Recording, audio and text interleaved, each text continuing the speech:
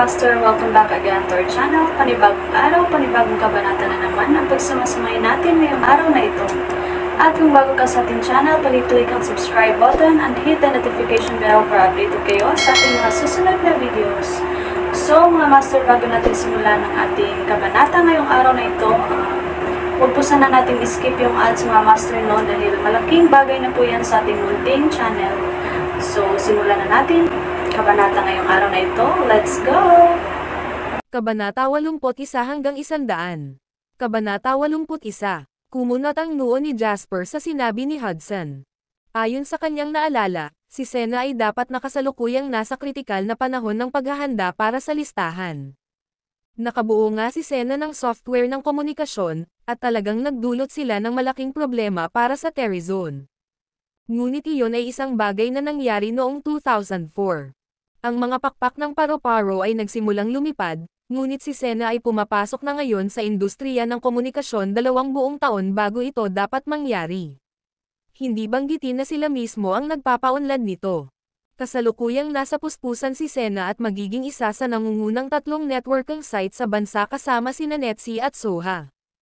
Ang pinakamahalagang konsepto para sa mga gumagamit ng internet ngayon ay ang mga web portal. Dahil ang pangunahing tungkulin nito ngayon ay basahin ang pinakabagong mga balita, ito ay hindi gaanong komplikado kaysa sa mga susunod na taon. Magkaiba ang laki ni Terryzone at Senna ngayon. Ang kailangan lang ay isang maliit na galaw mula sa Senna at si Terryzone ay mawawalan ng isang linya ng depensa. Kaya naman agad na tinawagan ni Hudson si Jasper nang mapansin niya ito. Halata sa tono niya ang kaba. Kumalma ka muna. Hintayin mo ang tawag ko. Sa ngayon, humanap ng paraan upang makuha ang kanilang panloob na bersyon ng beta. Hindi tulad ng mga nasa Terryzone na nag-aalala, si Jasper ay nanatiling walang kibo. Hindi kailanman nagawang talunin ni Senna ang Terryzone sa huli, dahil ang huli ay dahan-daang nakapasok sa $1 trilyong na powerhouse. Samantala, si Senna ay naiwang nakatayo sa kanyang mga huling paa, ganap na naiwan sa alikabok. Kasama ng mga alaala niya sa kanyang nakaraang buhay, buong paniniwala ni Jasper na makakalabas siya sa business war na ito na matagumpay. Ang natitira na lang ay maghintay at panoorin kung paano binalak ni Senna na salakayin si Terryzone. Pagkatapos niyang tapusin ang tawag, bumukas ang pinto sa likod niya. Lumabas si Wendy. Nakatulog na sila, sabi ni Wendy kay Jasper.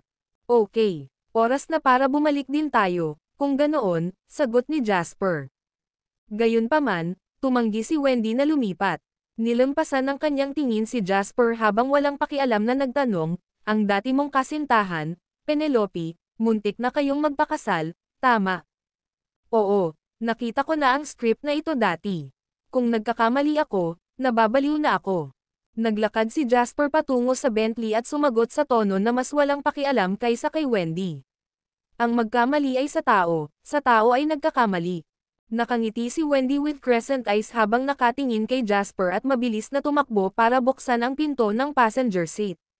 Tara na, pauwiin mo na ako, please. Pag-start ng sasakyan, nakahinga ng maluwag si Jasper.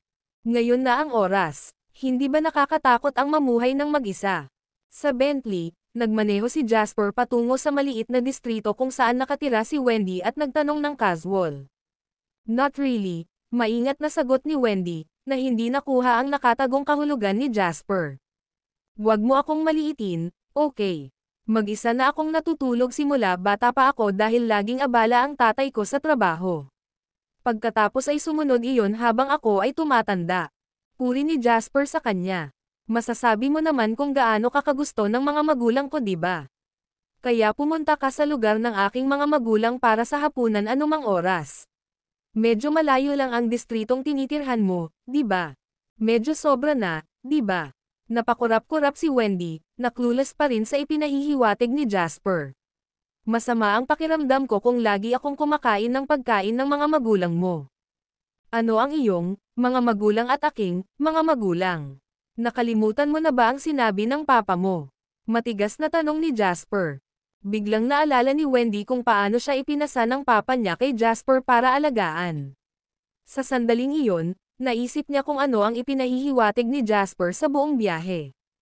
Pulang-pula, nahihiyang sumagot si Wendy, iyon, ako. Ang buong villa area ay akin pa rin. Lahat sila ay walang laman sa ngayon, kaya pumili na lang ng isa sa paligid ko, sincere na iniaya ni Jasper. Ha? Hindi mo ba ako hiniling na lumipat sa iyo? Bulalas ni Wendy. Panipi kuwit panipi, makalipas ang 10 minuto, sa ibaba ng apartment ni Wendy. Sa sobrang lakas ay sinara ang pinto ng sasakyan. Jasper, ***** ka. Baliw ka. Hawak ang susi ng villa na ninakaw niya kay Jasper, tumakbo si Wendy na nahihiya at galit na galit. Pinagmasdan ni Jasper ang dahan-daang pagkawala ng figure ni Wendy sa gusali habang hinihimas ang pisngi niya at napabuntong hininga. Alam niya na kung gusto niyang tumira si Wendy sa kanya, walang pagkakataon na papayag si Wendy kung isasaalang-alang ang kanilang kasalukuyang relasyon at ang kanyang mahiyain, konserbatibong karakter. Dahil hindi niya ito intensyon, si Wendy ay itinulak na gampanan ang sobrang pag-iisip na papel, at siya ngayon ay galit dahil sa kahihiyan. Gayunpaman, binigyan niya ito ng isa pang hanay ng mga susi sa kanyang villa at hindi na niya kailangang gumastos ng oras sa pagmamaneho sa pagitan ng dalawang lokasyon. Dapat inimbitahan ko na lang siyang tumira sa akin kung alam kong mangyayari ito. Mas gugustuhin ko pang ma-reject kaysa magalit ng anghel, bulong ni Jasper sa sarili at nagmaneho na pauwi. Kuwit. Habang payapang nakatulog si Jasper, ang buong opisina ni Sena ay nagsusunog ng midnight oil sa capital city. Nakatanggap ng venture capital mula sa pinakamalakas na bansa sa mundo sa simula, si Sena ay may mga plano na itulak ang kanilang sarili sa merkado sa ibang bansa ngayong taon. Ang kanilang mga kondisyon sa pagtatrabaho at lahat ng iba pa ay mas mahusay kaysa sa Terrazones. Umupo si Dane Warren sa meeting room, kung saan naroon ang lahat ng technical backbones at senior executives ni Sena. Nakita ko na ang beta version ng Sena Chat, hindi naman masama. Nagsalita si Dane, at karamihan sa kanila sa meeting room ay nagliwanag. Gayunpaman, hindi ito dahilan para maunahan natin ang ating sarili. Kung hindi man lang natin mapapanalo ang 5 baguhang iyon sa Cavern City na may pinakamahusay na pang-industriya na teknikal na puwersa at koponan sa bansa, kung gayon maaari rin nating kalimutan ang tungkol sa pagpasok sa merkado. Maaari rin tayong mag-swan dive sa bubong, kung gayon. Bilang tagapagtatag, si Dane ay may ganap na awtoridad sa loob ng Sena, at ang kanyang pagpili ng mga salita ay medyo bastos. Ang aming layunin ay ang manguna sa larangan ng instant messaging. Ang isang Terrazone lamang ay walang iba kundi ang bentahe ng pagkakaroon ng mas maagang pagbuo ng teknolohiya kaysa sa atin. Ito ay walang iba kundi isang maliit na bato sa aming paraan upang maging tuktok. Ang instant messaging ang pinakamahalagang laban na kailangan nating manalo bago tayo pumasok sa stock market sa ibang bansa. Kung manalo tayo, magiging mas maganda ang hitsura ng ating mga ulat sa negosyo, at sa gayo'y may impluwensyahan nito ang resulta kung magtagumpay tayo sa pagpasok sa merkado o hindi. Walang puwang para sa kapabayaan. Mr. C. Warren, ang Technological Research and Development Department ay lubos na kumpiyansa na manalo sa laban na ito, kumpiyansa na pag-angkin ni Wells, ang kasalukuyang teknikal na direktor ni Sena. Tumango si Dane. Paano ang business department? Na-finalize mo na ba ang release plan para sa unang bersyon ng beta program? Tumango ang isa pang senior executive at nagsalita, ready as planned. Opisyal na itong ipapalabas bukas ng alas 8 ng umaga, at sinimulan na naming ipakalat ang balita sa aming opisyal na website. Napakagaling. Pagkatapos ay hihintayin ko ang iyong matagumpay at matagumpay na balita. Tumayo si Dane at nakangiting naglakad papunta sa malalaking French windows. Ang soha lang ang katunggali natin pagdating sa internet market sa loob ng bansa. Kahit na ang netsi ni Sam ay milya-milya sa likuran natin. Ang video na ito ay edited by Urban Storytelling. Kabanata 82. Nagising si Jasper sa tawag ni Hudson sa telepono alas 6 ng umaga. Nalaman lang namin na opisyal na ilalabas bukas ng umaga ang beta communication software ng Sena, ang Sena Chat. Nag-aalala ang tono ni Hudson, dahil ang paglabas ng Sena Chat ay tiyak na magdudulot ng nakamamatay na suntok kay Terrazone ngayon din. Malapit na ako. Pagkababa ng telepono, nag-book si Jasper ng tiket at mabilis na pumunta sa Cavern City. Samantala, opisyal na inilabas ang Sena Chat sa merkado. Ang biglaang paglulunsad ni Sena ng software, ang Sena Chat, ay nagresulta sa kaguluhan sa loob ng domestic internet circle. Sa pagwawalang bahala sa mga portal na site nito at sa aspeto ng paglalaro nito, ang instant messaging ang may pinakamaraming user sa industriya ng internet sa loob ng bansa ngayon, dahil ito rin ang pinakamadaling makaakit ng mga user sa mga nakakaalarmang rate. Sadyang ang anyo ng negosyong ito ay walang napakaraming web portal tulad ng Sena at Soha. Maaaring ang KK ang may pinakamaraming user sa loob ng bansa, ngunit tila walang sinumang sineseryoso ang Terryzone ngayon. Kaya naman nakatawag ng pansin ang biglaang pagkilos ni Sena. Ilang potensyal na malalaking mamumuhunan sa bilog ang nag-download ng bagong inihayag na software ng Sena Chat sa kanilang mga opisina at nagsiwalat ng mga nakakainsultong ngiti nang makita nila ang pamilyar na interface. Ito ay tahasang pangongopya sa programa ni KK. Gayunpaman, walang nagsasalita para kay Terryzone. Ang palengke ay parang isang larangan ng digmaan. Kung bibigyan ng pagkakataon, pupunta silang lahat para magtikim. Sa ilalim ng pagtitipon ng hangin at ulap, ang mga tingin ng lahat ay nakapin sa Cavern City. Gustong malaman ng lahat kung ano ang magiging reaksyon ng grupo ng mga baguhan ni Terryzone. Pagpasok sa opisina ni Terryzone, ramdam niya ang kaba sa loob ng silid. Maliwanag na hindi natulog ng isang kindat kagabi si Hudson o ang iba pang apat. Bawat isa sa kanila ay may pugad ng ibon sa kanilang mga ulo at mukhang gastusan. Ang pagkakita kay Jasper ay ang tanging bagay na nagbigay ng kaunting buhay sa karamihan. Ang tanging makapagliligtas sa kanila ni Terryzone ngayon ay si Jasper. Mr. Lane, masyado silang walang hiya. Halika at tingnan ang kanilang Sena Chat. Ito ay eksaktong kopya ng aming KK. Tumanggaw si Cameron.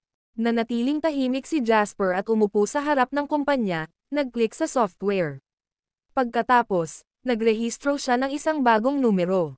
Walang magandang sasabihin kung ang priority ay intindihin ang galaw ng kalaban. Ang buong pangunahing pahina at ang mga tampok nito ay 80% hanggang 70% na katulad ng sa KK. Kung hindi dahil sa magkaibang pangalan, maaaring hindi matukoy ng isa ang dalawang software. Kailangan mong aminin na ang pag-optimize nito ay mas mahusay kaysa sa KK. Napangiti ng mapait ang lahat sa sinabi ni Jasper, at mas lalong lumalim ang nakakadepress na kapaligiran. Pero expected lang naman. Ang aming lakas sa pananaliksik at pag-unlad ay masyadong mahina sa simula, at inilagay namin ang lahat ng aming mga pagsisikap sa pagpapanatili ng server at pagsasakatuparan ng mga function ng KK. Optimization-wise, kung magtatrabaho ka ng ilang technician, sa tingin ko ay makakahabol ka ng walang issue. Ngumiti si Jasper, puno ng kumpiyansa ang kanyang tingin. Ang dapat mong gawin ngayon ay magpakilala ng mga bagong features sa KK. Biglang tanong ni Hudson, anong features? Dati nang pinakompress sa kanila ni Jasper ang software ng KK sa 1 MB. Bagamat hindi sumang-ayon ang lahat, iyon ang unang tagubilin ni Jasper at hindi sila nang ahas na mag-alinlangan. Sa sandaling ilabas ang bagong repackaged na KK, nakakuha si Terryzone ng higit sa 2 milyong user. Ang Terryzone ay wala kahit na higit sa 5 milyong mga gumagamit sa simula. Ang sandaling iyon ay umani ng paghanga kay Jasper mula sa buong koponan ni Terryzone. Si Jasper ay may ganap na kredibilidad at awtoridad kay Hudson at sa iba pa ngayon. Alamin muna ang tungkulin ng pagpapadala ng file, ngunit hindi lamang limitado sa paghahatid ng file lamang. Sa halip, isama rin ang pagsasakatuparan ng pagpapatuloy ng breakpoint. Nagningning ang mga mata ng lahat sa unang pangungusap ni Jasper. Walang direktang software sa paglilipat ng file sa internet, at ang tanging pagpipilian ay sa pamamagitan ng pagpapadala ng mga attachment sa email. Gayunpaman, napakahirap ng mga email attachment at napaka-espesipiko ng mga ito pagdating sa laki at kapasidad ng file. Hindi mailipat ang bahagyang mas malalaking file. Ang pinakakakilakilabot na bahagi ay kung ang kasalukuyang network ay karaniwang hindi matatag, ang paghahatid ay madalas na maaantala sa kalagitnaan. Kapag nangyari iyon, ang tanging pagpipilian ay magsimulang muli. Nakikinita na ang pagpapatupad ng tampok ay tiyak na makakaakit ng hindi masusukat na mga user. Madaling katrabaho yan. Maaari akong gumawa ng beta na bersyon sa loob ng araw na ito. Paninindigan ni Zane sa gilid. Ganyan ang buhay. Sa teknikal na pagsasalita, hindi ito gaanong isyo, lalo pa nang ang 5 tagapagtatag ng Terryzone, maliban kay Daniel, ay ang pinakamahuhusay na technician ng bansa. Ang problema lang ay kung makakaisip sila ng ideya o hindi. Pagkatapos ay bumuo ng isang tampok na video calling pati na rin ang tampok na makipagkaibigan sa loob ng kanilang mga lungsod. Nagpatuloy sa pagsasalita si Jasper. Paano gumawa ng landas si Mimi para sa kanilang sarili sa kabila ng napakalaking puwersa ng wetok sa hinaharap? Sa pamamagitan ng pagbuo ng konsepto ng pakikipagkaibigan sa loob ng parehong lungsod hanggang sa sukdulan nito. Kahit na tinawag ng lahat si Mimi na one used to look for one night stand, isa pa rin itong papuri sa sarili nitong paraan. Ang produkto mismo ay inosente. Sa aspetong ito, mas magaling talaga si Mimi. Sa tren ng pag-iisip na iyon, binigyang diin ni Jasper, ang tampok na makipagkaibigan sa loob ng lungsod ay dapat magbigay daan sa mga gumagamit ng malayang pagpili kung nais nilang matagpuan kapag hinanap at kung maaari silang malayang maghanap ng kabaligtaran na kasarian. Pagkatapos ay limitahan ang dami ng beses na makakapaghanap ang bawat user bawat araw, at dahan-daang taasan ang limitasyong iyon sa tuwing ipo-promote nila ang software. Ang mga ito ay ang lahat ng mga tampok na magiging over-promoted sa hinaharap, ngunit ang mga ito ay napaka-nobela ngayon sa taong 2000. Ang mga mata ni Hudson at ng iba pa ay mas makintab kaysa sa isa. Sa simula pa lang, nagpanggap pa si Hudson bilang isang babae at nakipag-usap sa mga estranghero sa KK para makaakit ng mga customer. Bagamat ito ay magiging isang nakakatawang kwento para sa hinaharap, ito ay isang katotohanan na nagpapatunay sa pagnanais ng mga tao na makipagkaibigan sa kabaligtaran na kasarian. Ang mga tampok tulad ng pakikipagkaibigan sa parehong lungsod ay ang pinakamahusay na paraan upang mailabas ang kanilang mga hangarin. Alam ni Hudson at ng iba pa na kapag nai-release na ang feature na ito, walang sino man ang makakapagpabagal sa kanilang posisyon sa real-time na larangan ng pakikipag-chat sa loob ng bansa. Taos-pusong bulalas ni Hudson, ang iyong mga pananalita ay lubos na nagpapaliwanag sa amin, Ginoong Lane. Isinaalang-alang na namin ang mga pag-aandar na ito noon pa, ngunit hindi pa rin ito naisa sa katuparan. Tumanggaw naman ang iba bilang pagsang-ayon. Haha. Ang ginawa ko lang ay magbigay ng mungkahi at opinyon. Kakailanganin pa rin kitang ayusin ang mga kaayusan kung paano mo gustong gawin ito, Mr. Moore. Siyempre naman, tumawa si Jasper. Maliit na ripple lang ito, hindi matatapos ang KK. Sa halip, lalabas lang tayo sa mas malakas na ito. Dahil doon, nagsimulang kumilos ang lahat sa Terryzone. Ganun pa man, ang ekspresyon ni Jasper ay mahigpit. Ang video na ito ay edited by Urban Storytelling. Kabanata 83. Maliwanag na nasa mas malaking kalamangan si Sena kaysa sa Terryzone ngayon. Hindi banggitin na ang kabilang partido ay isa pa rin sa tatlong pangunahing domestic web portal. Sa sandaling ginawa nila ang lahat ng kanilang makakaya upang itulak ang kanilang software sa pakikipag-chat sa merkado, magiging isang madaling gawain ang mangalap ng mas maraming user. Ang kailangan lang nilang gawin ay i-advertise ito sa kanilang web portal. Sa makatuwid, ang pagbibigay lamang kay Hudson at sa iba pang mga ideya ay hindi sapat. Ang pinakakailangan ng Terryzone ngayon ay ang mga user. Ang layunin ng mga bagong feature ay para lamang mapataas ang kanilang pagiging kaakit-akit at pagiging malagkit ng customer. Gayunpaman, madali rin itong ma-plagiarize ng kanilang mga kakompetensya. Ang pinakakailangan ng Terryzone ngayon ay ang pagpasok ng malaking wave ng mga user sa pinakamaikling panahon. May plano na si Jasper na isakatuparan iyon, ngunit kailangan niyang siya mismo ang gagawa nito. Kung siya ay magtagumpay, ito ay gagana bilang isang makasagisag na thruster para sa karwahe na si Terryzone, at ito ay isang bagay na hindi magagawa ni Hudson at ng iba pa. Nang gabing iyon, maliwanag ang opisina ni Terryzone. Kinabukasan, nagising si Jasper sa lounge.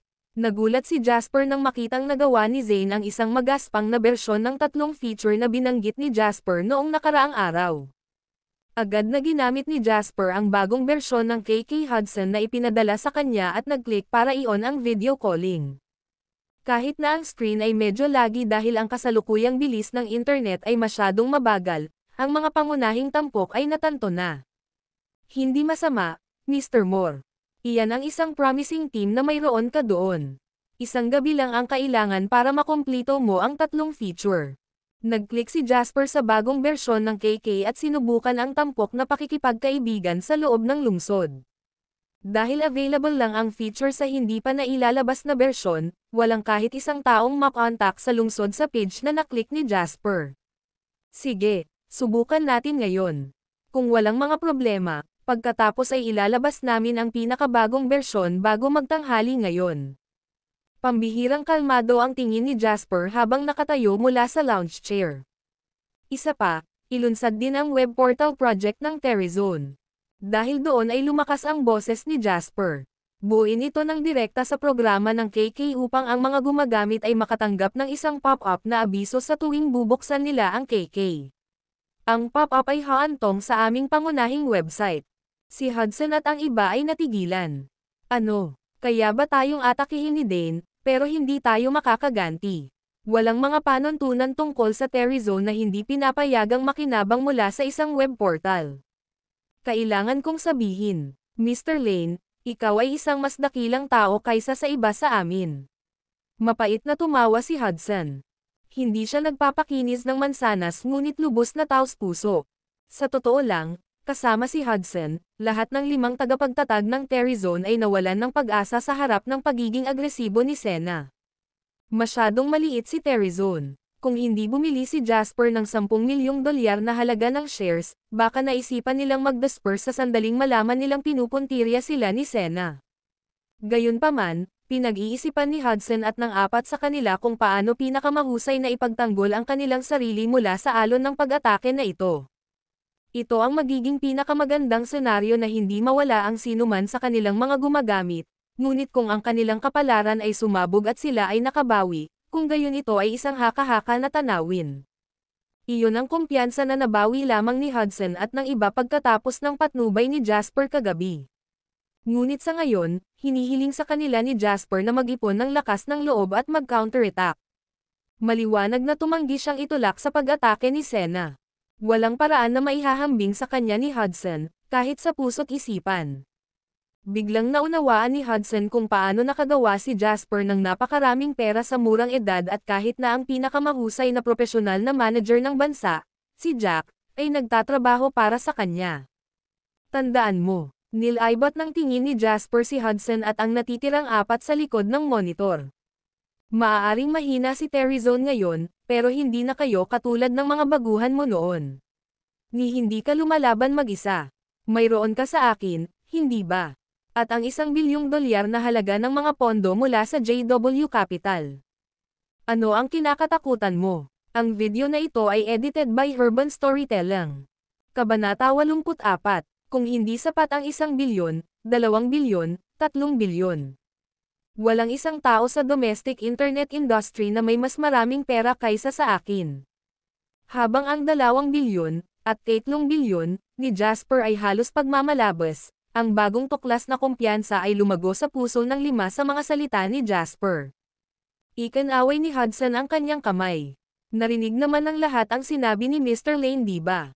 Itigil ang pag-aatubili at magtrabaho. Sige, kami ni na Cameron, Logan, at ako ang mga ngasiwa sa pagbuo ng nilalaman ng webpage sa pinakamabilis na aming makakaya, habang sina Zane at Daniel, kayong dalawa ay magtitiis pa ng kaunti at i-finalize ang mga bagong feature na ginawa namin kagabi. I-upload namin ang na-update na software bago magtanghali ngayon. Kuwait, pagkaraan ng ilang sandali ng abala at sa ilalim ng umaasang mga titig ng lahat, ni Hudson ang pinakabagong bersyon ng KK sa ganap na 12:00. Ang update na ito ay nagdulot ng kaguluhan sa merkado. Tila ngayon sa lahat ay matagal nang handa si Terryzone para sa agresibong pag-atake ni Sena, dahil nagawa nilang mag-upload ng bagong bersyon ng KK kinabukasan. Maaaring ilipat ang mga file. Suportahan ang mga resumable breakpoints. Intracity friend-making. Nakikipag-usap sa opposite sex. Video calling. Ang komunikasyon ay hindi na limitado sa mga text. Ang 3 linya na nagbubuod ng update ay maayos at mahusay na nagsabi sa buong bansa ng determinasyon ni Terryzone na mag-counterattack. Sa pagbabasa ng 3 pangungusap, lahat ng gumagamit sa bansa ay natigilan. Hindi nila inaasahan na magiging napakahusay ang magiging software sa pagmemensahe. Ang pag-video call sa sarili ay medyo walang silbi. Maliban kung ang mga gumagamit ay pumunta sa isang internet cafe, karamihan sa mga pamilya ay walang mga kamera sa bahay. Dahil dito, Higit sa lahat ito ay isang karagdagang tampok. Gayunpaman, ang tampok na paglilipat ng file na sumuporta sa mga resumable breakpoints ay nagdulot ng nakakatakot na SenaChat sa isang lubhang nakakahiyang sitwasyon. Ang selling point ng SenaChat ay ang bagong kakayahan nitong maglipat ng mga file, ngunit napalitan na ito ng pinahusay na bersyon ng Terrazone na sumusuporta sa mga resumable breakpoints. Sampal ito sa mukha ni Sena. Ang mas kakaiba ay ang pag-andar ng KK na payagan ang mga gumagamit na makipagkaibigan. Tuwang-tuwa ang mga normal na gumagamit na hindi na nila kailangang mag-alala tungkol sa hindi nila magagawang makipagkaibigan sa kabaligtaran na kasarian. Samantala, ang malalaking mamumuhunan ay gumawa ng kanilang mga desisyon at pinuri ang kakayahan ni Terrazone. Ang pangkalahatang publiko ay sumali sa siklab ng galit habang ang mga nasa parehong linya ng negosyo ay dumating upang suriin. Maging ang malalaking putok sa loob ng bilog na ito ay nagulat sa mabangis na pag-atake ni Terrazone. Maaaring sabihin ng sino mang may matalas na mata na ang function na paggawa ng kaibigan ay ang tunay na ultimate attack sa mga update ng KK. Dahil dito, si Sena, pagkatapos na mailabas ang kanilang software noong umagang iyon at masayang panoorin ang pagtaas ng bilang ng mga gumagamit, ay biglang nabalisa noong hapon iyon. Nagsimulang magmukhang background ng KK ang advertisement ni SenaChat. Walang nagtaka kung kumusta ang SenaChat, dahil lahat ay interesado sa bagong intra-city friend-making feature ng KK. Ang punong tanggapan ni Sena sa Capital City, sa opisina ng chairman. Mapatla ang mukha, tinitigan ni Dane ang bagong version ni KK sa screen ngunit hindi ito umimik. Medyo marami ang tao sa opisina, karamihan sa kanila ay mga senior executives ni Sena, lalo na ang mga namamahala sa Project SenaChat. May butil-butil na pawis sa kanilang mga noo, at mukhang may iyak na sila. May gustong magsabi sa akin kung bakit naglabas ng updated na bersyon ang KK pagkatapos ilabas ang SenaChat kaninang umaga. Ang resumable breakpoint na iyon ay naging ganap na biro ang SenaChat. Umungol si Dane, hindi na napigilan ang kanyang galit. Alam mo ba kung ilang tawag sa telepono ang natanggap ko ngayon? Alam mo ba kung ilan sa kanila ang nanonood sa aking ginagawang kalokohan? Sena, baka mapalitan na lang tayo ng pangalan na Senile. Dahil sa init ng ulo, inilabas ni Dane ang kanyang pagkadismaya habang tumatama sa opisina. Walang nang ahas magsalita sa takot na sigawan. Si James Lennon, ang taong namamahala sa Project SenaChat ay maingat na nagsalita, mayroon talagang isang uri ng banal na nilalang na tumutulong kay Terrazone, Mr. Warren. Tumanggi akong maniwala na sila mismo ang gumawa ng mga feature na ito. May nagsasabi sa akin na may higit pa rito kaysa sa alam natin. Nagpatuloy sa pagsasalita si James habang tinatanggap niya ang madilim ngunit tahimik na ekspresyon ni Dane. Ang bawat isa sa tatlong tampok na ito ay sapat na malakas upang gawing Terrazone ang nangungunang software sa pakikipag-chat sa bansa. Gayunpaman, itinulak ni Terrazone ang lahat sa parehong oras. Dapat may tumulong sa kanila.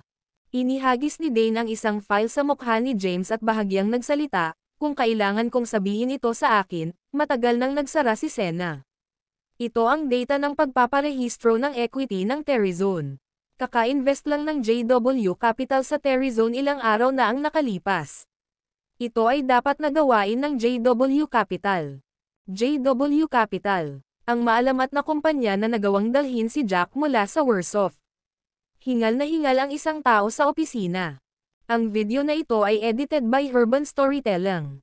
Kabanata 85. Itong si Jack, nakipag-ugnayan na ako sa kanya noon at nag-alok ng mataas na sweldo para makapagtrabaho siya kay Sena, pero tinanggihan niya ang alok ng hindi nag-iisip. Tinulak ni Dane ang sarili mula sa mesa gamit ang dalawang kamay at tumayo. May mapanlin lang na kislap sa kanyang mga mata. Okay lang ako noon dahil masaya siyang nagtatrabaho sa Warsaw at walang paraan na makakalaban ni Sena ang Warsaw. Ngunit pagkatapos ay lumipat siya upang magtrabaho para sa JW Capital at pinamamahala ang magdala ng agarang tagumpay sa kumpanya. May parang hindi tama dito. Sumagot ang namamahala sa departamento ng negosyo ni Sena, medyo nahukay ko na itong JW Capital dati. Ang alam ko lang ay ang legal na personalidad nito at ang shareholder nito ay napupunta sa pangalang Jasper Lane. Yun lang ang meron ako. Ang pamumuhunan ng kumpanya sa Terrazone ay dapat ang kanilang unang pamumuhunan. Ito ang una nilang puhunan at nakatulong sila sa Terryzone na ay counterattack kami. Mayroong higit pa sa JW Capital na ito ay nakakatugon sa mata. Napangisi si Dane. Mas makatuwiran iyon, kung gayon. Ngumiti ng mapait si James. Ang Terryzone ay nagkaroon lamang ng isang server sa simula, at narinig ko na sila mismo ang gumawa nito. Mahirap na suportahan ang napakaraming user ngayon, lalo na sa napakaraming idinagdag na feature. Gayunpaman, mukhang hindi nababahala si Terryzone tungkol dito. Dahil siguro sa investment kaya sila kalmado. Maya-maya lang ay may kumatok sa pinto ng opisina. Tumikim si Dane, at naintindihan naman ito ng sekretarya.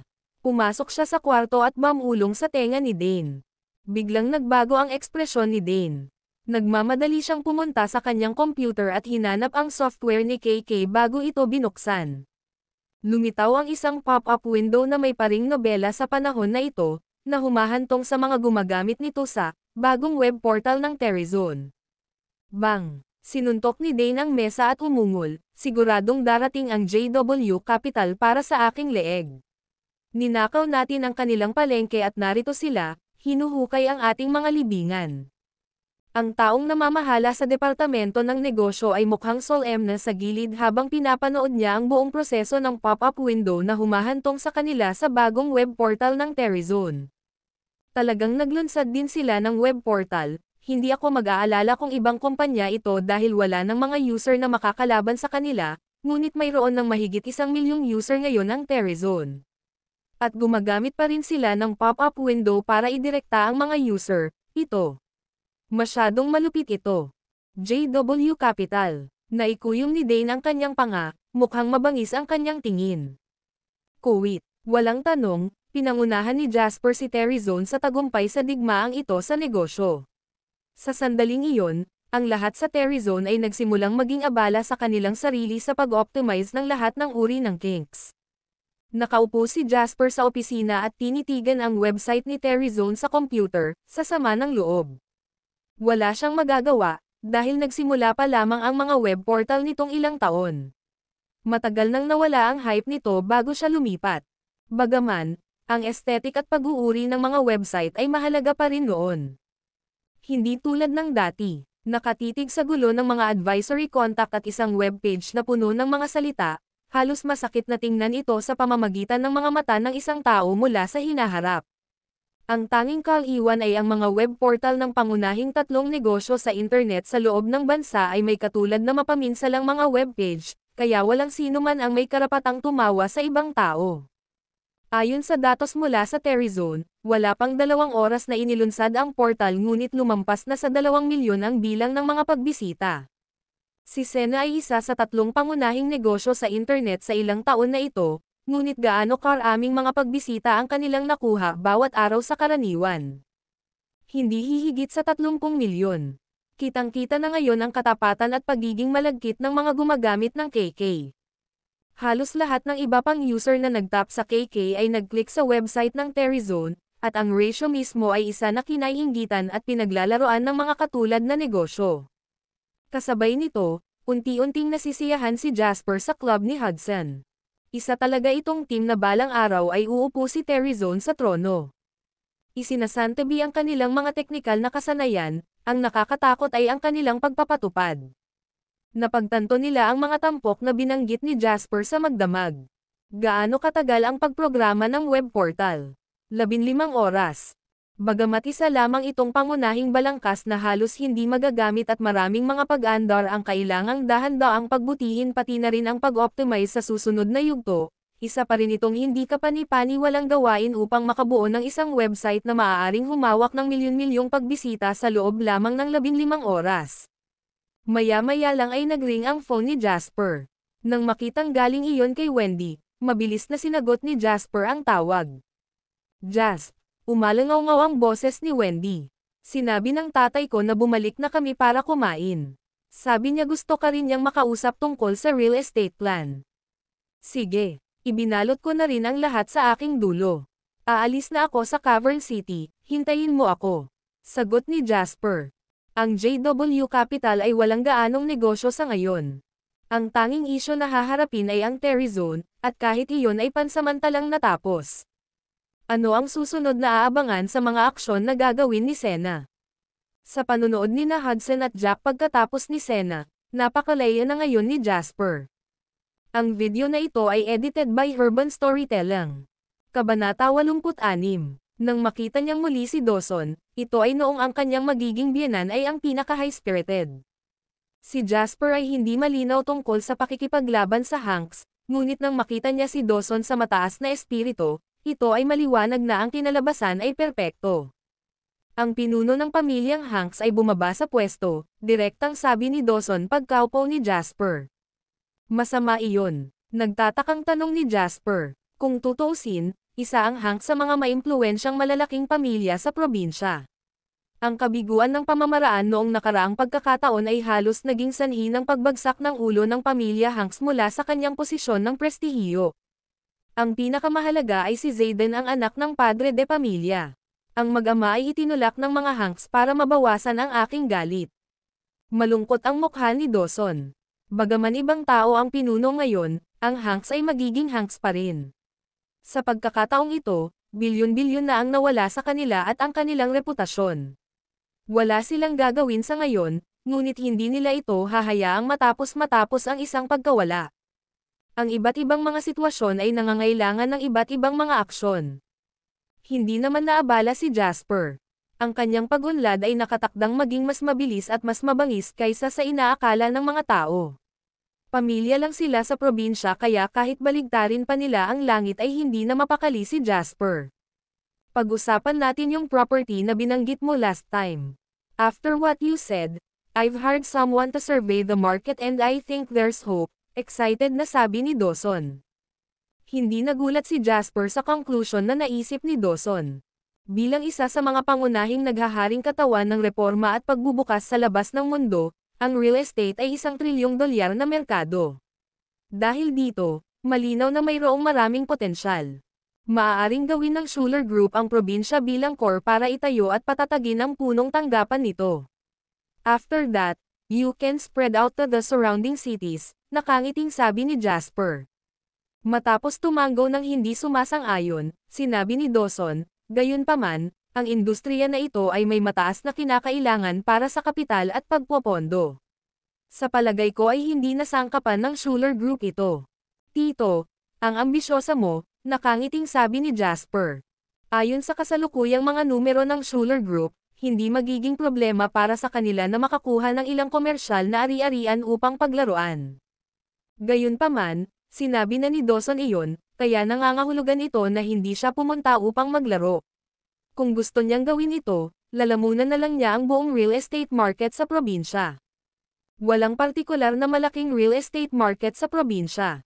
Mayroong dalawa, ngunit sila ay pag-aari ng estado. Dahil sa sistema, hindi sila magiging karibal ng Schuler Group sa mga tuntunin ng kompetisyon sa merkado. Ang mga salita ni Dawson ay pamamaraan at makatwiran. Halatang pinag-isipan niya ito ng mabuti. Kaya, hindi ko nais na bigyan ang sino man ng oras upang mag-react bago ko ibagsak ang mga seksyon ng lupa sa bawat mahusay na lugar at kumalat. Gusto kong gumamit ng pinakamababang oras para maitayo ang aking posisyon sa real estate market sa probinsya. Matapos pag-isipan ito ni Jasper, sinabi niya, gayunpaman, ang kapital para doon ay talagang ang pinakamalaking problema. Kaya nga hinahanap kita eh. Napatingin si Dawson kay Jasper nang may paghanga. Narinig niya ang tungkol sa JW Capital sa panahong ito at alam niya kung gaano kalakas si Jasper. Kung handang tulungan siya ni Jasper sa kapital, walang magiging problema. Pinaplano kong magsimula ng isang bagong kumpanya ng real estate. Ang Schuler Group ay magiging responsable para sa pang-araw-araw na operasyon at pamamahala nito. Mag-i-invest kami ng $500 million. Matapos marinig ang sinabi ni Dawson, direktang sinabi ni Jasper, kung gayon, mag-i-invest ang JW Capital ng $800 milyon. Ang kabuoang kapital ay magiging $1.2 bilyong. Hindi magkakaroon ng maraming problema sa pagdomina sa merkado ng real estate sa lalawigan ngayon. Natawa si Dawson at sinabing, good. Ano ang iyong mga kinakailangan sa mga tuntunin ng ratio ng mga equity shares? Siyempre mas marami, mas mabuti. Ang nagsabi nito ay si Wendy, na matagal nang hindi nabigyan ng pagkakataong sumali sa usapan. Namula ang kanyang adorable na mukha pagkatapos niyang sabihin iyon dahil sabay na nakatingin sa kanya ang dalawang lalaking katapat niya. Walang magawang umiling si Dawson. Hindi katakataka na sinabi nilang ang mga babaeng may asawa ay parang tubig na nabuhusan. Ang puso ng kanyang mahal na anak ay ganap na pumanig kay Jasper ngayon. Tito Schuler, hayaan mo akong kumuha ng hindi patas na kalamangan. Kukunin ko ang 40% ng shares, nakangiting sabi ni Jasper. Sa katunayan, ayon sa ratio ng kapital, si Jasper ang dapat na may mas malaking bahagi. Gayunpaman, ang industriya ng real estate ay hindi katulad ng ibang mga industriya. Napakahalaga ng mga koneksyon, lalo na kapag kailangan nilang makipag-ugnayan sa lokal na pamahalaan at mga bangko. Kahit sikat na ngayon ang JW Capital ni Jasper, hindi pa rin ito makakalaban sa Schuler Group na matagal nang naitatag sa probinsya. Ang pangalan ng Schuler Group ay mas mahusay kaysa sa JW Capital pagdating sa pakikipag-ugnayan sa mga lokal. Dahil dito, medyo makatwiran ang ratio ng equity shares. Gayunpaman, hindi ito pinansin ni Wendy. Nanlilisik ang mga magagandang mata nito sa kanyang ama, at halatang hindi siya nasisiyahan sa ratio na iminungkahi ni Jasper. Paulit-ulit niyang pinaparamdam kay Jasper na dagdagan ito. Walang choice si Dawson, kaya sabi niya, gawin natin ang 50 hanggang 50. Ang aking mga ari-arian ay magiging sa inyong dalawa pa rin sa hinaharap. Pagkasabi niya nun, natuwa si Jasper. Namumula si Wendy habang sinisisi si Dawson sa pagiging walang galang kahit na siya ang senior. Pagkatapos nilang mag-usap tungkol sa mga seryosong bagay, biglang nakatanggap ng tawag si Dawson habang nakikipagti siya kay Jasper. Pagkatapos niyang ibaba ang kanyang telepono, ngumiti si Dawson at sinabi kay Jasper, "Jasper, ang City Hall ng probinsya ay nagpaplanong mag-auction ng isang piraso ng lupa. Sa tingin ko sulit ang puhunan." Ang video na ito ay edited by Urban Storytelling. Kabanata 87. Kumusta ang lokasyon ng lupain? Tanong ni Jasper na nakataas ang isang kilay. Mabilis na pinakiusapan ni Dawson ang isang tao na kumuha ng mapa ng lungsod ng lalawigan. Pagkatapos buksan ang mapa, itinuro ni Dawson ang isang maliit na lugar sa mapa at sinabing, ito ay kabuuang 16 na ektarya, kaya hindi ito maliit. Ang lokasyon ay nabibilang sa plot ng South Face River. Gayunpaman, ang tanging problema ay nalilihis ito mula sa nilalayo na linya at bahagi ng nakapaligid na sentro ng lungsod ngayon. Baka lumala ng kaunti ang trapiko at mga lugar. Nakadikit ang mga mata ni Jasper sa mapa habang nakikinig sa sinabi ni Dawson. Pagkatapos, isang kislap ang sumilay sa kanyang mga mata. Napakapamilyar niya sa lugar na ito. Ang pinakasikat na high-end na residential area sa probinsya ay itatayo rito pagkalipas ng 5 taon. Ang geographical na lokasyon ay hindi isang problema sa lahat dahil taon mamaya, ang lalawigan ay gagawa ng subway at palakihin ang sentro ng lungsod. Sa dalawang proyektong iyon, ang lugar na ito ay isasama bilang pangunahing lugar. Ang South Face River ay magiging isang mahalagang lugar para sa turismo at lubos na pinahahalagahan. Hindi nagtagal, ang nakikitang amusement park sa lalawigan ay itatayo sa tabi ng lugar na binanggit ni Dawson. Ang amusement park na ito ay napupuntahan ng mga mamumuhunan mula sa Harbor City, at masasabing walang katulad nito. Naalala ni Jasper kung paano sa kanyang nakaraang buhay, ang pagbubukas ng presyo para sa high-end na residential area na ito ay $6,000 para sa bawat metro kwadrado. Noon, talagang napakataas ng presyo nito sa probinsya. Gayunpaman, hindi nito napigilan ang pagnanasa ng mga bumibili ng bahay. Mahirap makakuha ng magandang bahay, kaya maraming bumibili ng bahay ang pumila sa magdamag at ginawa ang bawat pagtatangka para lang makapasok sa mainit na stock ng pabahay. Ang mas matindi ay sa lalawigan, ang tanging pangunahing unibersidad sa ay magtatayo ng kanilang bagong campus dito. Dagdag pa, sa pagbuo ng isang kaakibat na mataas na paaralan, ang presyo ng mga bahay ay itinutulak sa isang nakakatakot na bagong taas. Magkano ang presyo ng isang bahay sa residential area na ito noong muling isilang si Jasper? $80,000 bawat metro kwadrado. Mahalagang tandaan na 2020 na noon at 15 taon na ang nakalipas mula nang itayo ang lugar na ito. Maaari na silang ikategorya bilang mga lumang bahay. Gayunpaman, Kahit na ang napag-usapan na ang presyo ng isang segunda manong bahay sa pinakamalaking lokasyon ay hindi bababa sa 77,000 kada metro kwadrado. From the looks of it now, it's fine that the location is not so ideal. Ang pagtatayo ng isang gusali ay tatagal ng mga taon, hindi bababasa. Siguradong mas mabilis ang pag-unlad ng probinsya kaysa sa ating konstruksyon. Nag-aapoy ang mga mata ni Jasper sa pagsang-ayon niya. Ngayon, medyo luma na at masikip na ang lungsod ng probinsya, kaya sa tingin ko, malapit nang magkaroon ng expansion. Sa tingin ko, napag-usapan na ito ng mga nakatataas. Dagdag pa, dahil ang lugar na ito ay malapit sa South Face River, tiyak na magiging magandang plot ito. Nagulat si Dawson sa sinabi ni Jasper. Jasper, minsan iniisip ko kung talagang mahulaan mo ang mangyayari. Tama ka, nakakuha ako ng ilang lihim na panloob na balita. Tinatalakay na ng City Hall ang kanilang mga kaugnay na proyekto hinggil sa pagpapalawak ng lungsod. Pagkatapos makumpirma, ang panukala ay ipapadala sa pamahalaang panlalawigan para maaprubahan. Sa nakuha kong balita, malaki ang posibilidad na ang kapirasong lupa na ito ay maisama sa Prioritized Development Project. Hindi pa lumalabas ang balita, ngunit nakikita mo ito batay sa iyong sariling pananaw. Iniligpit ni Dawson ang mapa at bamantong hininga. Ang iyong ilong para sa negosyo ay natatakot sa akin. Nang makita ni Wendy na pinupuri si Jasper, napangiti siya at nakaramdam ng kilig sa kaligayahan. Ngumiti ng mahina si Jasper. Siyempre, hindi niya sasabihin kay Dawson na kaya niyang hulaan ang palabas. Magkano ang batayang presyo ng auction para sa piraso ng lupang ito? Ang video na ito ay edited by Urban Storytelling. Kabanata 88. Napangiti si Dawson at sinabing, 300 million. Nakakabaliw iyan. Hindi alam ni Jasper kung matatawa o maiiyak. Ayon sa presyo sa merkado ngayon, ang residential area sa probinsya ay aabot sa $3,000 per square foot.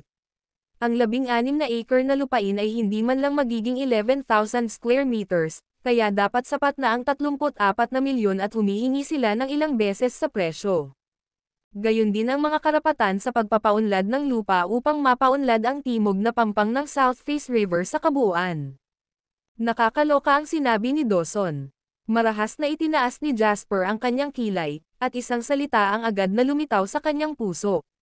Bumili. Maraming baog na burol sa hilagang pampang ng South Face River, kaya hindi ito angkop para sa komersyal na pagpapaunlad. Sa paghahambing, ang komersyal na halaga ng South Bank ay magiging mas mataas. Ang piraso ng lupang ito ay matatagpuan sa timog na pampang ng South Face River, at ang buong ilog ay bumagsak sa buong lalawigan. Hindi lamang magkakaroon ng mga unibersidad sa palabas, ngunit magkakaroon din ng mga kaakibat na mataas na paaralan at isang serye ng mga paaralan para sa mga piling tao. Ang amusement park na namuhunan ng mga mamumuhunan mula sa Harbor City sa hinaharap ay itatayo rin sa South Bank. Masasabing sa susunod na 20 taon, ang timog na pampang ng South Face River na umaabot ng 6 na kilometro ang magiging pangunahing lugar ng pag-unlad ng buong lalawigan. Kung ang isa ay may karapatan sa pagpapaunlad ng lupa, ngunit hindi na sila nakakabili ng malawak na bahagi ng lalawigan sa susunod na 20 taon. Dahil sila ay gumawa ng isang kakilakilabot na pagkawala mula sa deal na ito, ang lalawigan ay hindi nagbebenta ng anumang mga karapatan sa pagpapaunlad ng lupa sa kabuuan sa hinaharap. Ang pinakamaraming ibibigay nila ay ang isa sa mga tigang na burol, ngunit kahit na gayon, ang mga tao ay nakikipag-unahan dito. Ang base na presyo ng auction ay $300 milyong, kaya ang malalaking pamilya tulad ng Hanks ay tiyak na pupunta para dito. Makikita ng sino man ang kahalagahan ng mga karapatan sa pagpapaunlad ng lupa sa kabuuan. Sulit na sulit kahit hawakan mo lang. Dahil dito, ang huling presyo ay tiyak na mataas. Pinisil ni Dawson ang tungki ng kanyang ilong at sinabing, sa tingin mo ba kailangan nating ipaglaban ito? Kailangan nating alisin ito. Dahil sa sobrang determinadong boses ni Jasper, nagulat sina Dawson at Wendy. Pagkatapos niyang buksan muli ang mapa, itinuro ni Jasper ang gitna ng lungsod at sinabing, ang puso ng lungsod ay masyadong luma.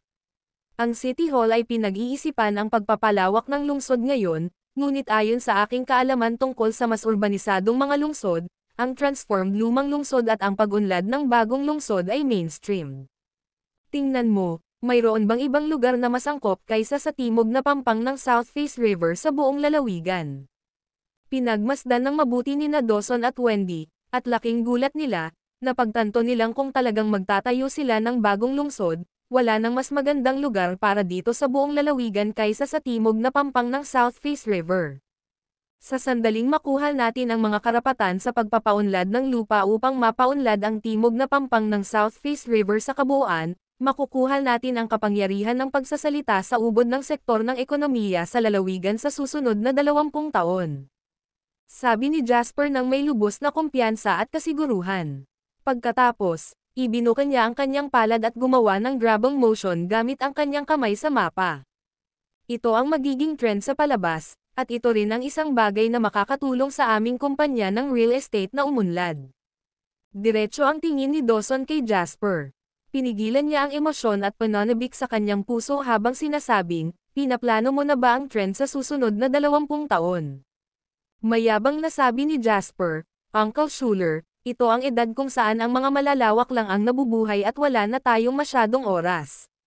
Hindi kami makagalaw ng tuloy-tuloy at tiyak ngayon. Kung gusto nating gawin ito, kailangan nating kunin ang pagkakataong makakuha ng agarang tagumpay. Okay, pinagkakatiwalaan kita. Kung si daw ay maaaring magsimula sa wala at bumuo ng negosyo ng pamilya sa ano ang mayroon siya ngayon, kung ito ay hindi siya isang taong mapag-aalinlanganan.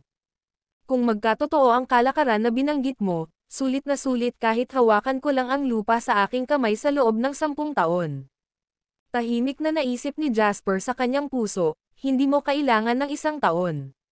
Kung tama ang aking memorya, ang mga negosyante mula sa Harbor City ay maaaring makipag-ugnayan ngayon sa mga pinuno ng Provincial Foreign Direct Investment Department. Matapos kumpirmahin ang proyekto ng amusement park sa South Bank ng South Face River ayon sa kanyang alaala sa nakaraang buhay, ang pamumuhunan na 3 bilyon ay magiging itinuturing na dayuhang pamumuhunan sa lalawigan ngayong taon. Kung ang proyektong ito ay ipinatupad, kung gayon ang kapital para sa mga karapatan sa pagpapaunlad ng lupa ay babalik. Ang video na ito ay edited by Urban Storytelling. Kabanata 89. Jasper, ikaw ang mananagot sa auction sa hinaharap. Kukuha ako ng magre-rehistro sa kumpanya ng real estate. Matapos nilang kumpirmahin ang kanilang plano, humingi ng payo si Dawson kay Jasper. Tumanggo si Jasper, mas mabuting gawin ito ngayon kaysa mamaya. Dahil napagdesisyonan namin ito, natural lang na magsimula ka agad. Sina Jasper at Dawson ay mga taong matulin at mapagpasyahan. Hindi nila gusto ang dili-dali. Ang proseso ng pagpaparehistro ng kumpanya ay nagsimula kaagad. Sa kabilang banda, inilipat din ni Jasper ang 800 milyong dolyar na ipinangako niya sa capital account ng Bureau of Industry and Commerce. Sa una, mayroon siyang mahigit 4.5 bilyon sa kanyang account. Gumamit siya ng 1 bilyon para irehistro ang JW Capital. Pagkatapos, ginamit ni Jasper ang ilan sa pera para sa pamumuhunan, at hindi niya binalak na kunin ito pansamantala. Matapos ibawas ang 800 milyon para sa kumpanya ng real estate, mayroon pa ring 2.7 bilyon si Jasper sa kanyang account. Napakabilis lumabas ng pera. Medyo naawa si Wendy nang tingnan niya ang natitirang balanse sa account ni Jasper. Ang perang ginagastos ay hindi talaga natitira. Sinasamahan lang nila tayo sa ibang paraan, natatawang sabi ni Jasper matapos maalala ang sketch na nag-viral sa internet noong mga sumunod na henerasyon. Gayunpaman, hindi ako ligtas na nakikitang bumaba ang numero, sabi ni Wendy. Babalik ito sa 2 beses sa lalong madaling panahon. Nagtiwala si Jasper. Hanggat gusto niya, hindi magiging problema sa kanya ang kumita ng 100 milyon hanggang 1 bilyong dolyar. Gumastos siya ng 1 bilyon bilang kapital para sa JW Capital at 800 milyon para sa kumpanya ng real estate.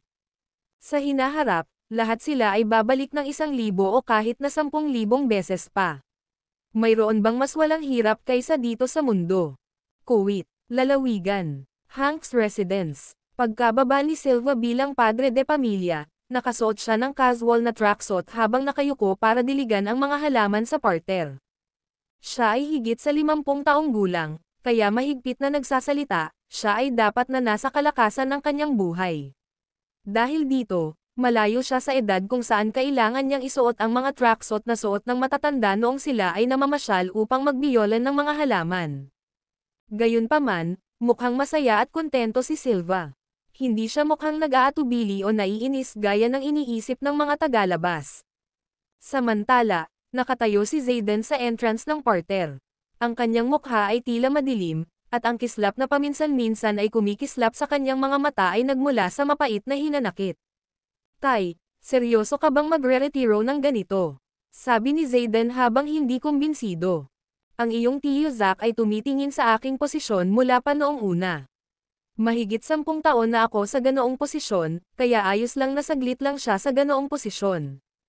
Pinagmasdan ng mabuti ni Silva ang orchid sa kanyang harapan. Nang makita niya ang mga damo sa tabi ng orchidyas, iniabot niya ang kanyang kamay kay Zayden at sinabing, kunin mo sa akin ang pala. Kinuha ni Zayden ang maliit na pala at iniabot kay Silva. Nang makita niyang nag-aalis siya ng mga damo para sa orchidyas, hindi niya naiwasang magtanong, Tay, paano ka magkakaroon ng kalmadong pag-iisip para alagaan ang mga halaman? Matapos tanggalin ang mga damo, inilapag ni Silva ang pala at matamang tumingin kay Zayden. Pagkatapos, tumayo siya para panasan ng panyo ang kamay niya. Kailan ka ba maaaring maging mahinahon? Napakainit ng ulo mo at naiinip. Hindi ka naman kamukha ng anak ko. Hindi ako kumbinsido. Galit na sigaw ni Zayden. Ikaw ang naging pinuno sa loob ng maraming taon, at ang pag-unlad ng pamilyang Hanks ay tumaas ng husto dahil sa iyo. Napakalaki na ng kinikita mo para sa pamilya na hindi na natin matatapos bilangin ang lahat. It was just a small slip-up this time at natapon ka sa upuan mo. Ano ang nangyayari? Ang video na ito ay edited by Urban Storytelling. Kabanata 10. Napasandal si Silva sa rattan chair. Kumuha siya ng clay teapot at humigop mula sa bibig ng palayok. Tinanong niya, alam mo ba kung bakit ka nawala? Tinitigan siya ni Zayden ng blanco, pagkatapos ay napuno ng mapait na hinanakit ang mukha niya. Sinusok ako ng mga schoolers sa likod. Sila ay kasuklam-suklam at walang kahihiyan. Lahat ng tao ay may karapatang sabihin na ang mga schoolers ay kasuklam-suklam at walang kahihiyan, ngunit hindi namin magagawa. Kung gusto mong sabihin ang mga bagay na iyon, pareho tayong mga kasuklam-suklam at walang hiya. Dagdag pa, ang mundo ng negosyo ay parang war zone. Kung natalo ka, ibig sabihin hindi ka kasing galing ng iba. Tumanggi kang tingnan ang sarili mong mga problema ngunit sa halip, inaakusahan mo ang iba na kasuklam-suklam at walang hiya. Masyado ka pang walang karanasan. Pinaupo ni Silva si Zayden. Mukhang hindi nagmamadali ang tono at itsura niya. Ang dahilan kung bakit ka natalo ay dahil masyado kang short-sighted. Masyado kang nahuli sa mga panandaliang pakinabang at pagkalugi. Kapag ikaw ay nasa harap ng isang krisis, inilalagay mo ang iyong sarili sa kalituhan. At saka, masyado kang condescending at opinionated. Tumingin ng malalim si Silva kay Zayden. Medyo nadismaya siya nang umiling siya at sinabing, maaari kang maging sapastikado, ngunit ang iyong init ng ulo ang siyang makakasira sa iyo. Galit na sabi ni Zayden, kung ganoon, bakit hindi mo ako pinaalalahanan noon? Bakit ako dapat? Hindi nakaimik si Zayden matapos siyang tanungin pabalik ni Silva. Ikaw ang anak ko. Si Silva ay parang sinisisi ang sarili. Ituturing ko itong 10 bilyon bilang pambili ng leksyon para sa iyo. Kung kaya mong lumaki, sulit ang bayad na ito. Gayunpaman, tatay, ang iyong posisyon bilang pinuno. Pinutol ni Silva si Zayden, maling reputasyon lang ang posisyon na iyon. Kung kinikilala ka ng mga tao, ikaw ang ulo. Kung ang mga tao ay hindi, kung gayon ano ang silbi ng pagsulat mo ng ulo sa iyong mukha. Hindi dapat gawing trifle si Dawson. Mas marami siyang tinatago kaysa sa iba, 23 years na akong lumalaban sa kanya at kilalang kilala ko siya. Ibinaba ni Silva ang kanyang teapot at dahan-daang sinabing, ito ay 1 kilos lamang, 1 kilos upang ipakita si Dawson at ang misteryosong tao sa kanyang likuran. Kinagat ni Zayden ang kanyang mga ngipin at walang gana na sinabi, so hahayaan na lang natin ito. Isang matandang kaibigan mula sa provincial government ang nagbigay sa akin ng ilang balita. Sinabi niya na pinaplano nilang magbenta ng 1 piraso ng lupa sa timog na pampang ng South Face River kasama ang mga karapatan na paunlarin ang South Bank sa kabuuan. Napaawang ang bibig ni Zayden nang marinig ang biglang pag-iba ni Silva ng topic.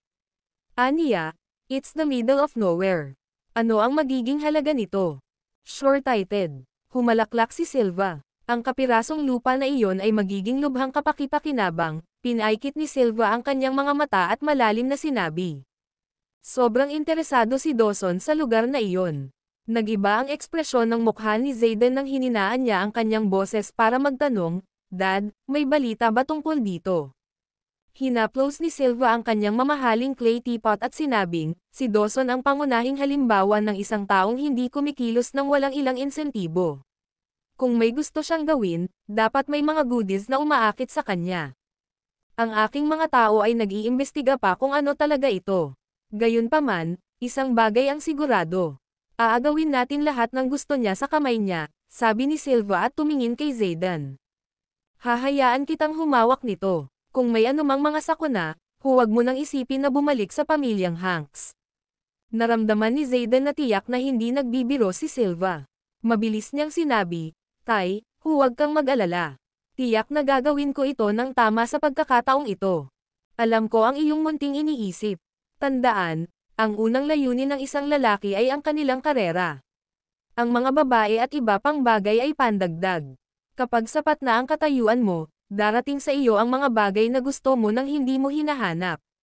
Dad, I understand, sabi ni Zayden habang nahihiya. Puntahan mo ang iyong sarili sa opisina ng pamumuhunan ng pamilya mamaya. Hahayaan kitang pangasiwaan ang negosyo doon pansamantala. Tumayo si Silva at pinagmasdan ang mga bulaklak sa buong garden. Bahagya siyang tumawa at sinabing, pakiramdam ko ay malapit nang matapos ang sama ng loob sa pagitan namin ni Dawson sa nakalipas na 20 taon. Ang video na ito ay edited by Urban Storytelling.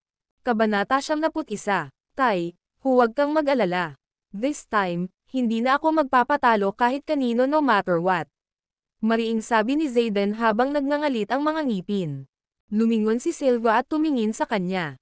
Pagkatapos, tinapik niya ang kanyang balikat at sinabing, kung ganoon ang kaso, ang 10 bilyong dolyar na bayad ay hindi gaanong depisit. Hininaan ni Zayden ang kanyang boses at sinabing, babawiin ko ang utang na ito sa mga schoolers at sa taong nasa likod nila. Kuwait. Si Jasper ay nananatili sa Schuler Manor sa probinsya. Una, ang pagpaparehistro ng kumpanya ng real estate at ang serye ng mga papeles tungkol sa prosesong ito ay mangangailangan ng kanyang pirma dahil siya ang shareholder. Pangalawa, he took this time to stroll around the province with Wendy also. Ang JW Capital ay namumuhunan lamang sa Terryzone sa ngayon. Bukod pa riyan, determinado si Terryzone na huwag magkukulang, kaya hindi nila kailangang mag-alala ng husto tungkol sa kanila. Kung mayroong anumang mga problema, nalutas sila ni Hudson at Jack. Malinaw na pinlano ito ni Jasper sa simula pa lamang tungkol sa bagay na ito. Hindi niya kayang asikasuhin ang lahat ng personal, kaya kung kailangan niyang mag-delegate, dapat.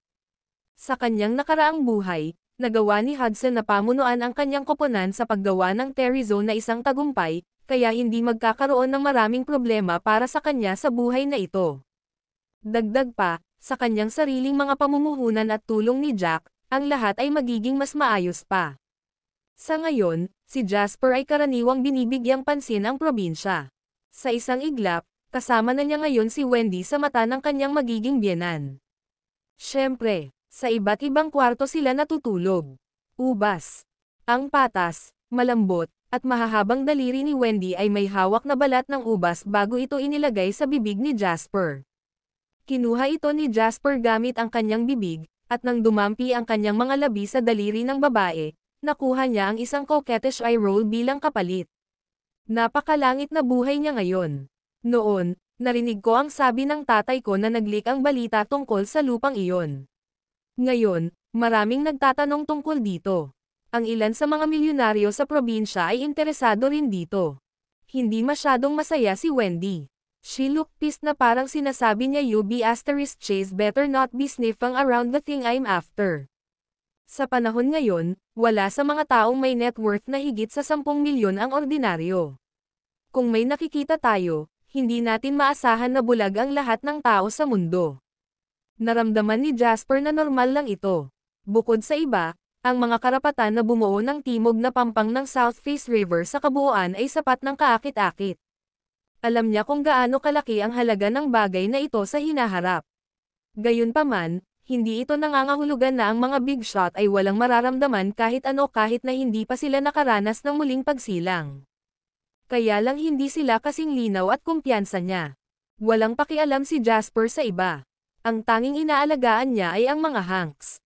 Sa kanyang memorya, ang mga karapatang umunlad ay kalaunan ay nahulog sa mga kamay ng mga Hanks sa kanyang nakaraang buhay.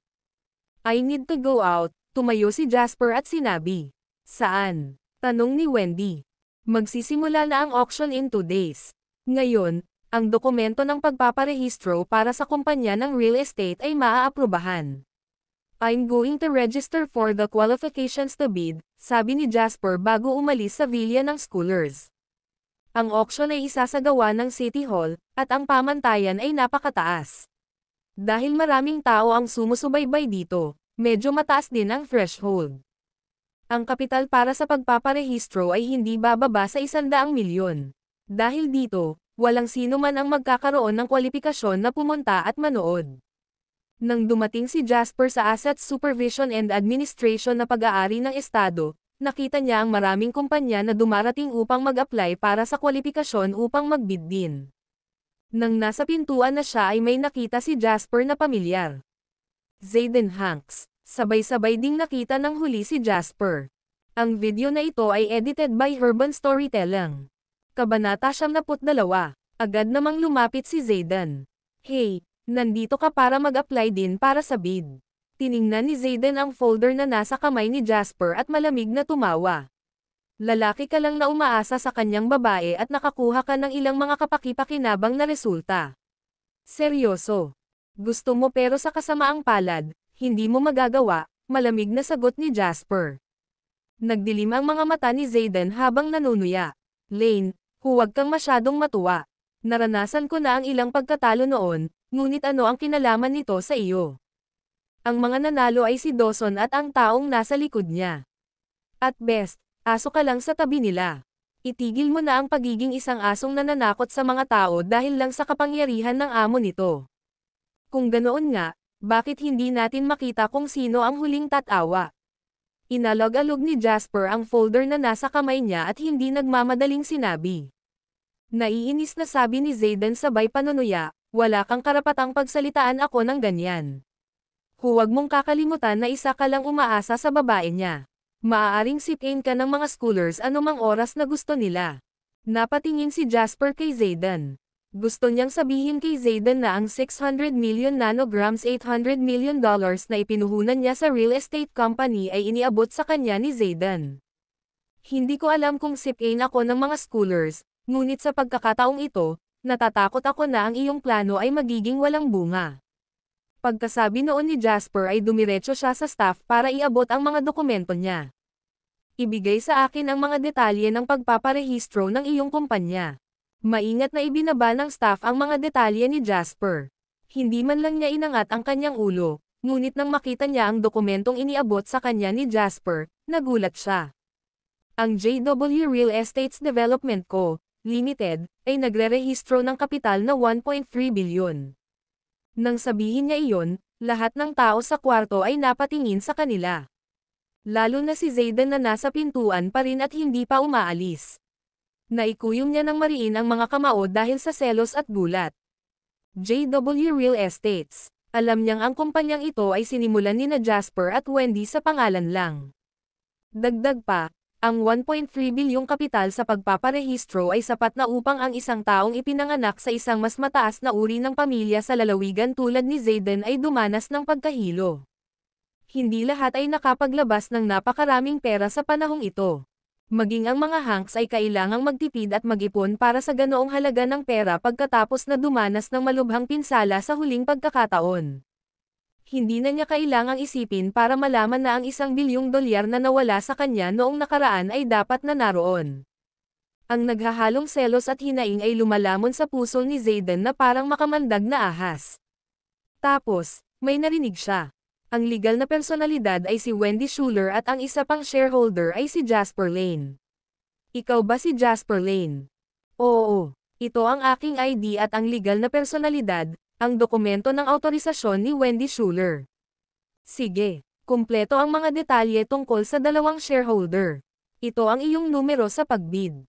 Bago magsimula ang auction, mangyaring maglipat ng cash deposit na hindi bababa sa 50 milyong dolyar sa account na ito. Ang iyong kwalifikasyon sa pagbid ay magkakabisa lamang pagkatapos nito. Nakuha ko. Salamat. Pagkatapos ng procedure, lumabas ng pinto si Jasper. Pamwesto sa harapan niya si Zayden na namumula ang mata. Ibinigay ba ng matandang asong si Dawson ang 1.3 bilyon sa inyo ni Wendy? Ang Dawson at Schuler Group ay walang anumang bahagi sa kumpanya ng real estate. Actually, kung naibigay ni Dawson ang lahat ng shares kay Wendy, maiintindihan pa rin ni Zayden.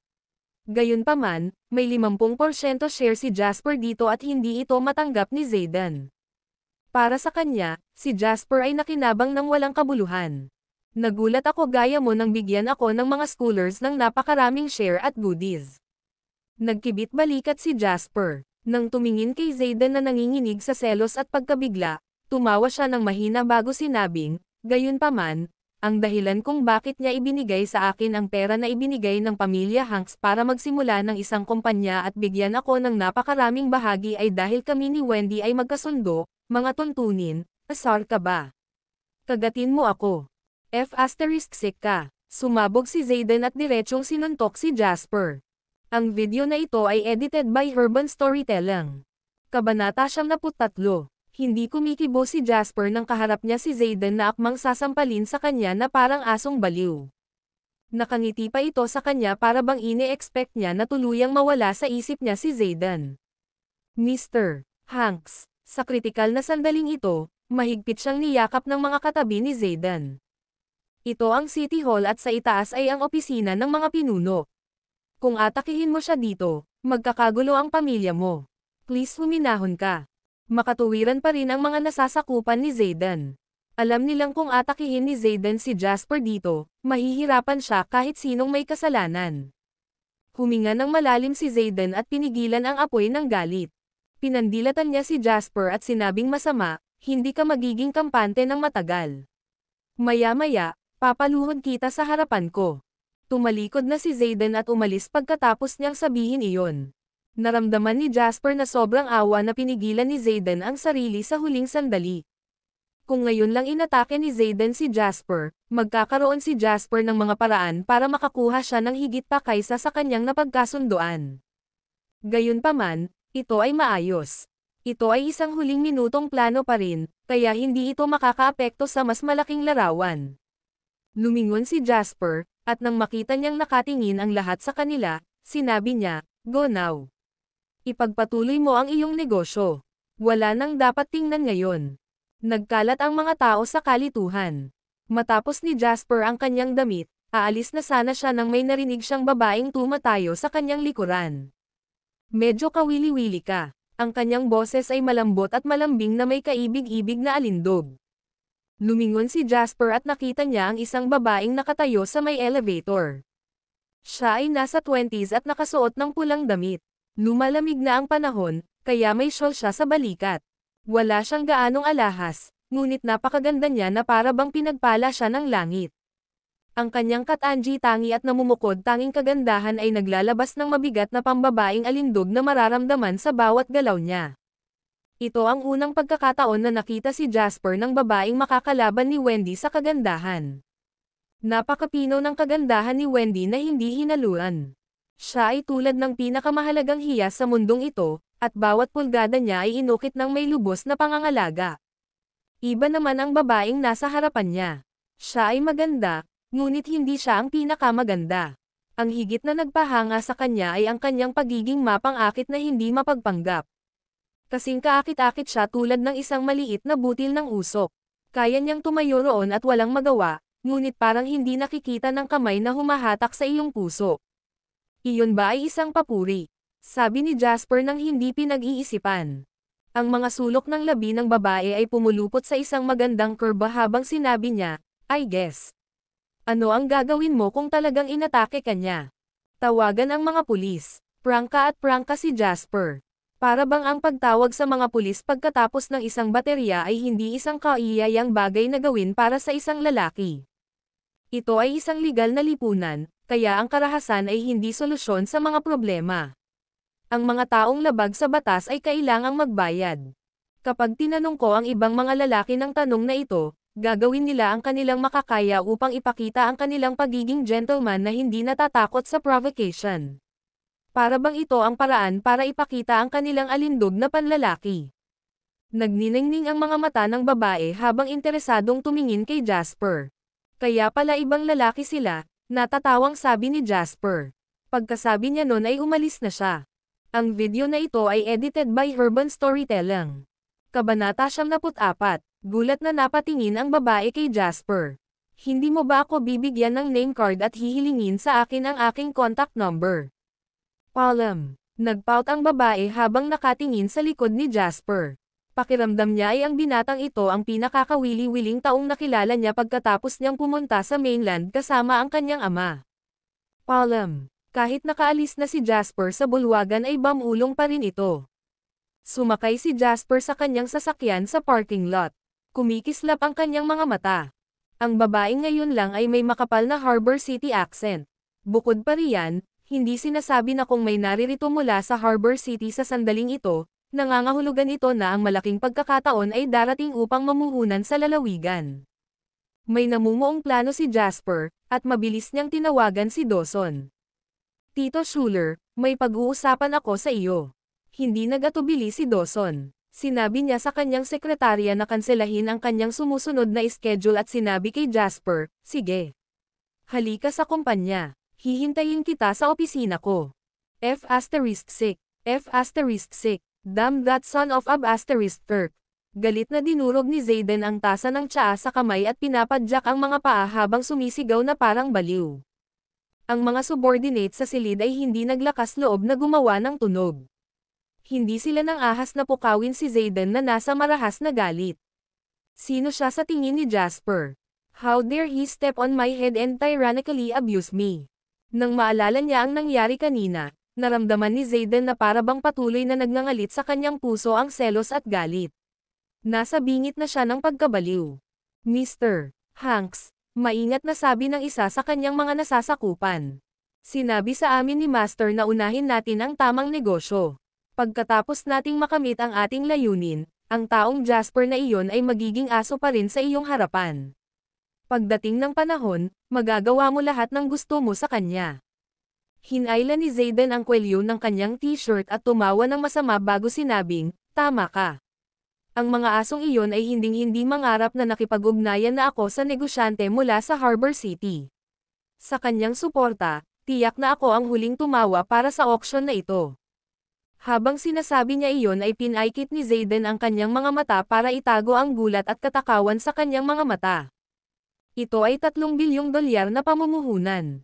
Napakayaman nitong negosyanteng Harbor City.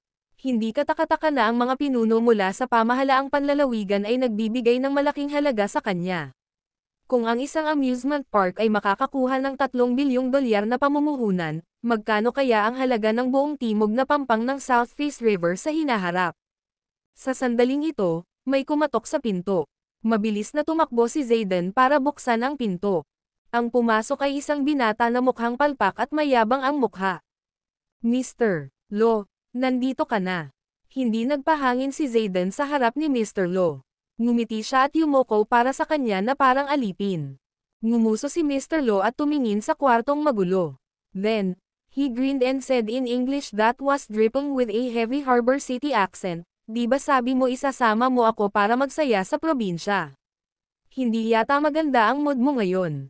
Hindi naman. Napakalawak ng ngiti ni Zayden na para bang mamumukadkad ang mga bulaklak sa kanyang mukha. Aniya, minor accident lang. Gusto rin ng pamilya ko na magbid sa kapirasong lupa na iyon, kaya dahil dito, pinagalitan ako ng tatay ko at pinunad dahil sa mabagal kong pagunlad. Ngumiti si Mr. Lo at tinapik ang mukha ni Zayden. Sabi niya, Mainlander, huwag mo akong paglaruan. Huwag kang mag-alala, nasabi ko na sa aking matanda ang sitwasyon mo. Hindi naman sa hindi kami makakatrabaho sa inyo dahil naghahanap kami ng local company na may lakas pa rin.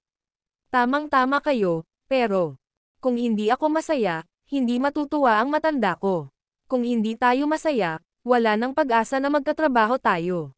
Nang maramdaman ni Zayden ang paglapat ng kamay ni Mr. Lo sa kanyang mukha, mas lalong sumikat at mapakumbaba ang kanyang ngiti. Mr. Lo, huwag kang mag-alala. Siguradong pagsilbihan kita ng maayos. Naayos na ang mga aktibidad, kaya sumama ka sa akin, Mr. Lo. Natawa si Mr. Lo at sinabing, gustong-gusto ko ang matulungin na mga mainlander na tulad mo. Ang video na ito ay edited by Urban Storytelling. Kabanata 75. Masyado kang magalang, Mr. Lo. It's my pleasure to entertain you, sabi ni Zayden sa sobrang pagpapakumbaba. Malapit nang mag-crack ang puso niya sa galit at kahihiyan. Gayunpaman, wala siyang pagpipilian. Kaya lang niya itong tiisin dahil, sa yugtong ito, hindi niya kayang masaktan si Mr. Lo. Magsisimula na ang auction, at ang bunga ng tagumpay ay nasa harapan niya, kaya dapat niyang tiisin ito. Sumpa ni Zayden sa kanyang puso. Pagkatapos niyang manalo, ibabalik niya kay Jasper ng 100 beses ang lahat ng hinaing na dinanas niya sa panahon na ito. Kuwit, ang ibig mong sabihin ay maaaring makipag-ugnayan na ang mga Hanks sa mga negosyante mula sa Harbor City. Mainit na tiningnan ni Dawson si Jasper, at seryoso ang ekspresyon nito.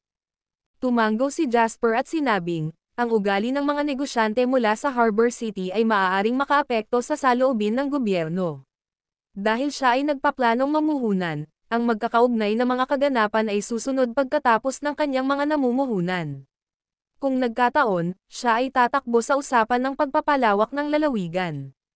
Dagdag pa, ang mga Hanks ay nagpahayag na ng kanilang determinasyon na tanggalin ang lupain at ang mga karapatan sa pagpapaunlad ng lupa sa napakaraming pagkakataon. Sa isang banda, ito ay para paalisan ang mga tao, at sa kabilang banda, natatakot ako na ang isa pang dahilan ay upang pukawin ang kaldero upang ang ibang tao ay hindi makapagsabi ng totoo. Matapos marinig ang sinabi ni Jasper, nagtanong si Dawson, ano ang plano mo? Ibibigay natin sa kanila, nakangiting sabi ni Jasper.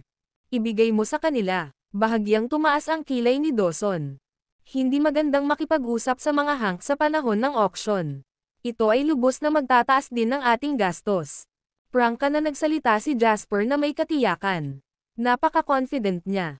Ang mga karapatang umunlad sa kabuuan ay mahalaga dahil ang proyekto ng pamumuhunan para sa mga negosyante mula sa Harbor City ay nasa South Bank ng South Peace River. Dagdag pa, ang mga negosyante mula sa Harbor City at may huling say. Kaya, kung magbago siya ng isip, ang mga Hanks ay magdaranas ng malaking kawalan. Naintindihan naman ni Dawson ang sinasabi ni Jasper.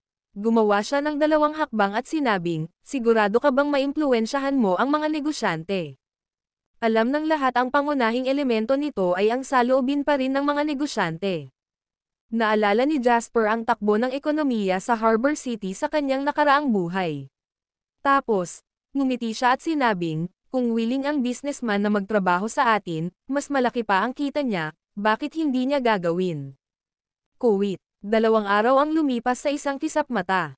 Ngayon, ang City Hall ay magiging pansamantalang lugar para sa auction, at nagkaroon ng matinding trapiko sa mga lansangan.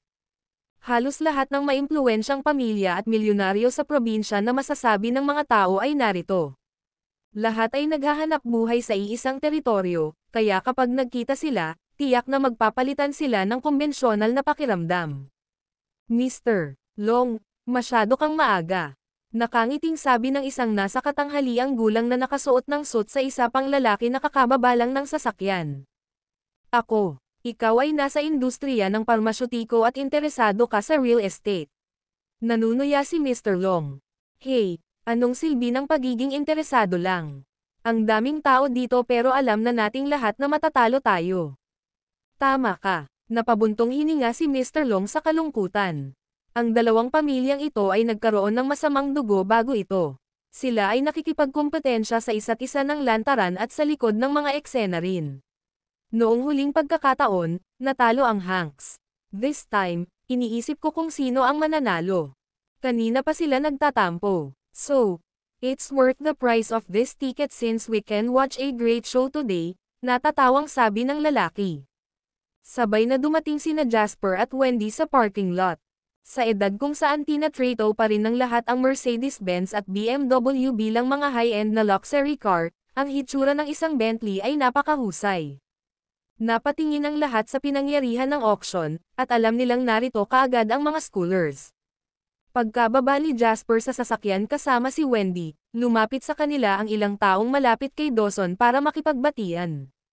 Bagamat wala si Dawson, dumadalo si Wendy sa ngalan niya.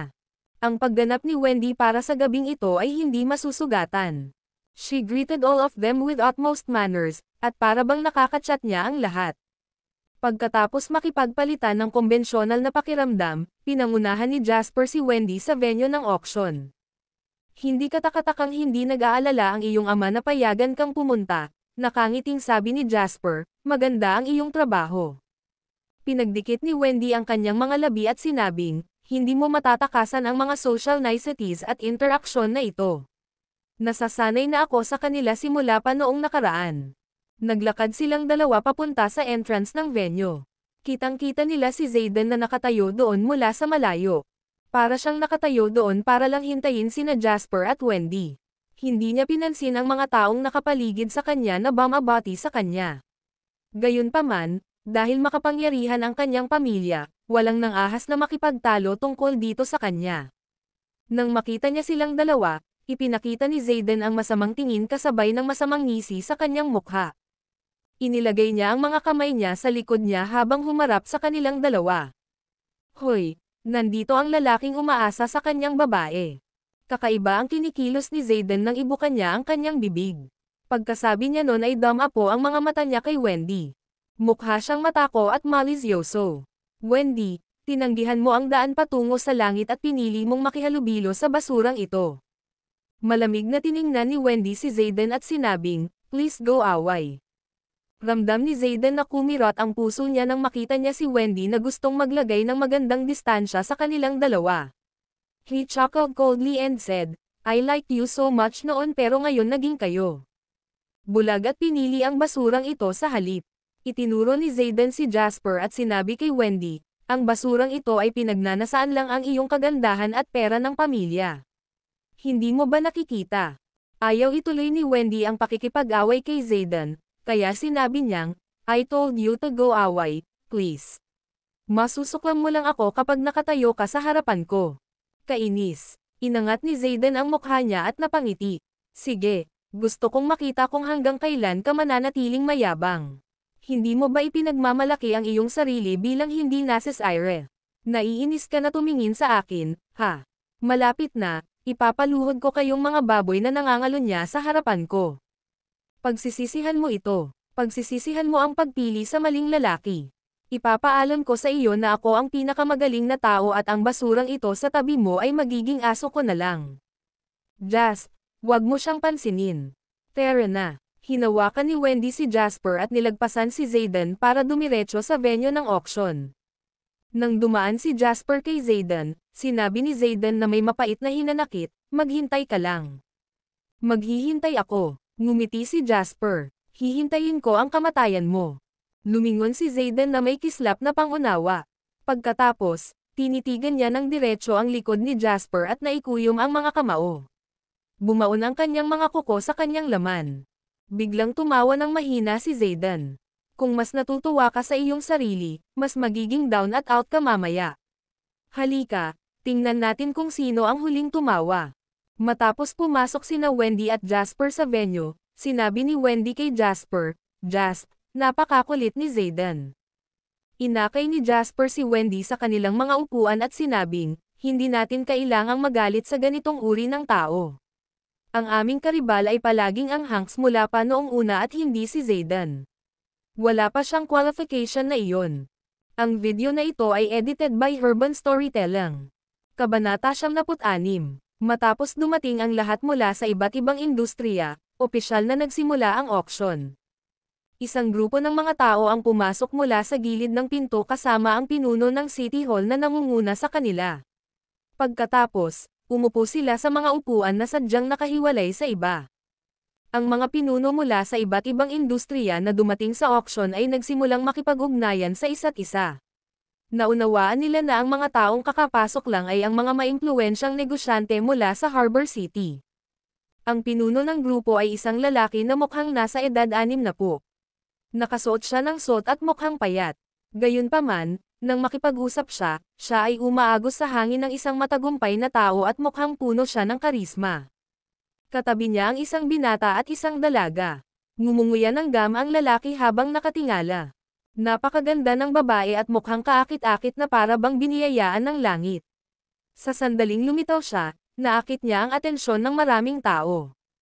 Paikot-ikot ang babae sa venue na parang may hinahanap. Agad namang dumapo ang mga mata niya kay Jasper. Ngumiti siya ng mahina, binati siya mula sa malayo. Ngumiti naman si Jasper sa kanya bilang tugon. Magkakilala ba kayo? Si Wendy ay partikular na sensitibo tungkol dito. Hindi naman. Isang beses ko lang siya nakilala, matapat na sagot ni Jasper. Maganda siya, tama, nakangiting tanong ni Wendy. Kaya, wala akong nararamdamang nakatingin sa kanya. Kahit sino ay magiging isang magandang shell kumpara sa iyo. Nang makuha ni Wendy ang sagot na pumupuno sa kanya ng kagustuhang mabuhay, sa wakas ay nagpakita siya ng tunay na ngiti. Natuwa siya sa pagiging mataktika ni Jasper. Napatingin si Zayden sa mga mata ng buhong na lalaki mula sa malayo.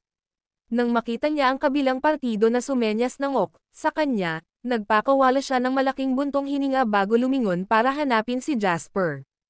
Nang makita niya sina Jasper at Wendy na nagbibiroan ng malandi sa isa't isa, nagdilim ang mga mata niya at napalingon siya sa paligid na may kasamang pang-uuyam.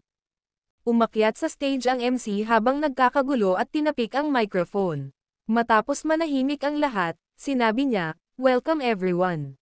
Ako ang mag-host ng auction ngayon."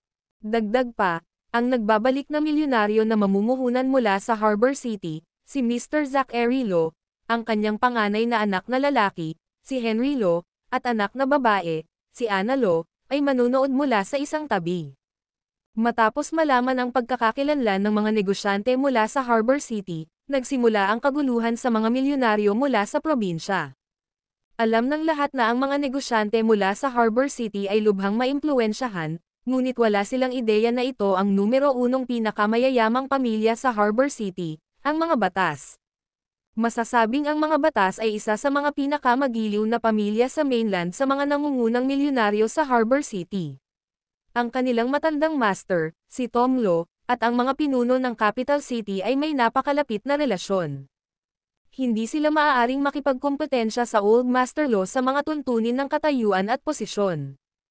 Inaalo ng MC ang damdamin ng lahat. Tapos, sabi niya, "So, let's start the auction now." Mayroon lamang isang bagay na isino-auction ngayon at ito ay isang piraso ng 16 na acre na lupa sa timog bangko ng South Face River. Dagdag pa rito, kasama nito ang mga karapatan na paunlarin ang buong timog na pampang ng South Face River sa kabuuan. Nasa mesa na ng lahat ang mga detalye ng lupa. Sigurado akong napagmasdan na ito ng lahat, kaya huwag na tayong mag-aksaya pa ng oras at magsimula na ngayon. Ang batayang presyo ay 300 milyong dolyar. Ang bawat pagtaas ng bid ay hindi dapat mas mababa sa 1 milyong dolyar. 300 milyon. Pagkasabi no ng MC ay may nagtaas agad ng paddle. Nakangiti ang lahat sa eksena. Alam ng lahat sa kanilang puso na nandito lang sila para manood ng auction. Ang mga pangunahing tauhan ay maaaring ang Hanks o ang Schoolers. Ang kayamanan at kapangyarihan ng natitira ay nasa ibaba lamang ng dalawang pamilyang ito. 400 milyon. Tunay nga, tumawag kaagad si Zayden. Mabilis na sumuko ang taong tumawag ng 300 milyon. Hindi nakakapinsalang tumawag ng panimulang presyo. Kung sumali na ang Hanks, magiging nakakasakit na ipagpatuloy ang pagbid. 500 milyon. Sinimulan ni Jasper na itaas ang kanyang sagwan nang hindi binaygo ang iba. Kakasimula pa lang ng auction at pareho silang dumating na may mga baril na nagliliyab. Ang lahat ay nagsimulang manood ng palabas na parang masunuring maliliit na bata. Walang nang ahas na humadlang sa away ng dalawang pamilya sa ngayon. Tumingin si Zayden kay Jasper at malamig na ngumiti. Nasa kanya ang pangako ng negosyante mula sa Harbor City, kaya hindi siya natatakot na gumastos ng pera. 600 milyon. Itinaas muli ni Zayden ang kanyang sagwan. 650 milyon. 700 milyon. Mabilis na tawag ni Zayden at ibinaling ang ulo para ngumiti ng malamig kay Jasper. Aniya, huwag kang lalapit at magbid tulad ng ibang tao kung wala kang pera. Bakit hindi mo muna tingnan ang sarili mo? Sinadya niyang galitin ka. Hinayla ni Wendy ang manggas ni Jasper. Alam ko, walang pakialam na sagot ni Jasper. So ano ang dapat nating gawin? Ang aming limitasyon ay ₱900,000. I don't think he'll give up based on his attitude, nag-aalalang sabi ni Wendy. 710,000,000. Itinaas muli ni Jasper ang kanyang sagwan. Pasimpleng tumayo si Zayden at tinuro si Jasper bago tumawa ng malamig. Sabi niya, naubusan ka ba ng pera? Nasaan ang saya sa pagdami lamang ng 10,000,000? Tatawag ako ng 1 bilyon. Dagdagan kung mayroon kang mga bola. Matapos tawagin ang 1 bilyon, nagdulot ito ng kaguluhan sa karamihan. Ang presyong ito ay higit pa sa inaasahan ng lahat. Napalingon ang lahat kay Jasper. Walang nakakaalam kung magagalit siya sa pagtaas ng bid. Anong gagawin natin? Nag-aalalang tanong ni Wendy. Walang pagbabago sa ekspresyon ni Jasper. Umiling siya at sinabing, wala ito sa hanay ng presyo natin. Sabi mo napakahalaga ng mga karapatan sa pagpapaunlad ng lupa, nagmamadaling sabi ni Wendy. Huwag kang mag-alala. Tinapik ni Jasper ang kamay ni Wendy. May paraan ako. Tuluyan ng nakaramdam ng kaba si Wendy matapos sabihin iyon ni Jasper. Napatunayan na hanggat sinabi ni Jasper na may plano siya, hinding-hindi niya ito bibiguin. 1 billion going twice. May mga bid pa ba? Panay ang boses ng MC mula sa stage. Tahimik ang lahat sa ibaba ng stage. Walang inaasahan na mananalo ang Hanks na may napakalaking kalamangan ng inakala nilang masasaksihan nila ang matinding labanan sa pagitan ng mga higanti. Galit na sigaw ni Zayden habang nakaturo kay Jasper. Hindi ka ba lubos na may kakayahan? Itaas ang iyong sagwan. Itaas ang iyong paddle at ipagpatuloy ang bid. Kaya kitang patayin sa pera ko lang. Napakabata mo pa para paglaruan ako. Halos pagkatapos sabihin iyon ni Zayden ay umalangaw-ngaw ang boses ni Jasper sa buong hall. 1.2 bilyon. May bahid ng kumpiyansa na hindi magpapatalo sa iba sa kanyang kawalang interes. Nanlaki ang mata ng lahat para tumingin sa kanya. Nang akala nila ay inaamin ni Jasper ang pagkatalo, walang pakundangan siyang tumawag ng 200 milyon para i-depress ang presyo. Jasp, hindi ba natin ito pababayaan? Tanong ni Wendy sa mahinang boses. Naguguluhan siya sa ginagawa ngayon ni Jasper. Dahil mayaman ang mga Hanks, babayaran natin sila ng ilang daang milyon na dagdag, sabi ni Jasper at ngumiti ng mahina. Parang natulala ang tingin ni Wendy. Tumingin ito sa kanya na para bang sinasabihan siya ng "You were so mean." Hindi niya napigilan ang ngiti na namumuo sa kanyang mga labi, at sinasabi nitong "I love this." Napatingin si Jasper kay Zayden na biglang napatigil sa kakatawa at ngayon ay parang itik na napahawak sa lalamunan. Isang malamig at mahinahong ngiti ang sumilay sa kanyang mga labi. Ang ngiti sa mga labi ni Jasper ay tila isang tahasang panghihikayat kay Zayden, at ito ay ganap na tumatak sa kanyang dignidad. Parang clownery lang ang ginawa niya kanina. 1.2 bilyon. Pupunta minsan. Boses ng MC. Kumaibat ang sulok ng labi ni Zayden. He smirked malevolently and said, huwag kang masyadong masiyahan sa iyong sarili. Sa palagay mo kaya mong manalo sa 1.2 bilyon lang. Kwalipikado ka bang ihambing ang kayamanan sa mga Hanks? Ang video na ito ay edited by Urban Storytelling. Kabanata 77. Hindi namin maaaring payagan ang anumang mga sakuna para sa auction na ito. Naalala ni Zayden ang tawag na natanggap niya mula kay Silva bago siya lumabas ng bahay. Malaki ang pag-asa sa kanila ng negosyante mula sa Harbor City, at dahil mayroon na silang suporta, tinipon ng pamilya Hanks ang karamihan sa kanilang likidong pondo para dito. Si Zayden ay may malaking volume ng bargaining chips sa kanyang kamay. Hindi siya hinayaan ng kanyang dignidad na matalo. Kahit na 1.5 bilyon ang wala sa kanyang budget, nagalit siya habang nagngangalit ang kanyang mga ngipin at sumigaw, 1.5 bilyon. Malapit nang magalit ang ekspresyon ni Zayden. Nalaglag ang panga ng lahat nang marinig ang presyong ito. Narinig din niya ang paghinga ng mga tao. Sa sandaling ito, lahat ay may parehong iniisip sa kanilang mga ulo. Hindi tinatrito ng mga Hanks ang pera tulad ng pera. 1.5 bilyon. Meron pa ba? 1.5 bilyon ang pupunta ng isang beses. Nagsimulang maging excited ang boses ng MC. 1.5 bilyon ang 2 beses. Humalaklak si Zayden at halos malungkot na sinabi kay Jasper, "Go on. Bakit hindi mo tinaasan ang presyo? Ha, sige kung mayroon ka ng mga bola. Hindi ako naniniwala na mayroon kang pera para magbid hanggang 2 bilyon." Sa entablado, lumingon si Zachary at tinanong ang katabi niya, sino ang taong tumawag ng 1.2 bilyon. Kaagad, may samando sa tabi ng kanyang tainga at magalang na nagsabi, "Mr. Batas, siya ay mula sa JW Real Estates at kabilang sa mga schoolers." Tumanggaw si Zachary at tumingin ng malalim kay Jasper. Pagkatapos, makahulugan niyang sinabi, "Nakakatuwa ang binatang ito." Lumapit si Henry sa kanya at sinabi kay Zachary, "Tay, Zayden Hanks ang pangalan ng isa pang lalaki. Sinabi ko sa iyo ang tungkol sa kanya noon." Halatang takot ang binata na binanggit mo sa bid increment ni Zayden. Napaka-unpromising. Kinikilabutan siya sa ganito lang. Sinabi ni Zachary sa isang mapanuksong boses, naglalakad siya sa aso. Hindi mo ba nakikita iyon? Nanlamig ang ekspresyon ni Henry. Sa isang sentence lang, pinabayad niya ng 500 million extra ang taong nirekomendo mo. Kung mayroon kang kalahati ng kanyang kakayahan, hindi ko na kailangang pumunta dito mismo, lektura ni Zachary. "I'm sorry, Dad," sabi ni Henry, na madilim ang mukha. 1.5 bilyon. Nabenta. Naabot na namin ang isang deal. Binabati kita sa Hanks Investments Co., Limited, para sa panalong bid. Ibinagsak ng MC ang palumpon. Sa sandaling tumunog ang gavel, nangangahulugan ito na walang mga pagbabago. Napabuntong hininga ang lahat, at ang ilan ay nagbubuntong hininga. Tunay na makapangyarihan ang mga Hanks. Si Zayden ay baliw na tumawa, at si Jasper ay tahimik. "Ikaw walang kwentang basura, bakit hindi mo tinaasan ang presyo? Sabi ko naman sa'yo wala kang silbi. Hindi ka ba binigyan ni Dawson ng sapat na pera?" Tumawa si Zayden at sinabing, "Tama, hindi rin naman gaanong makakalabas ng pera si Dawson.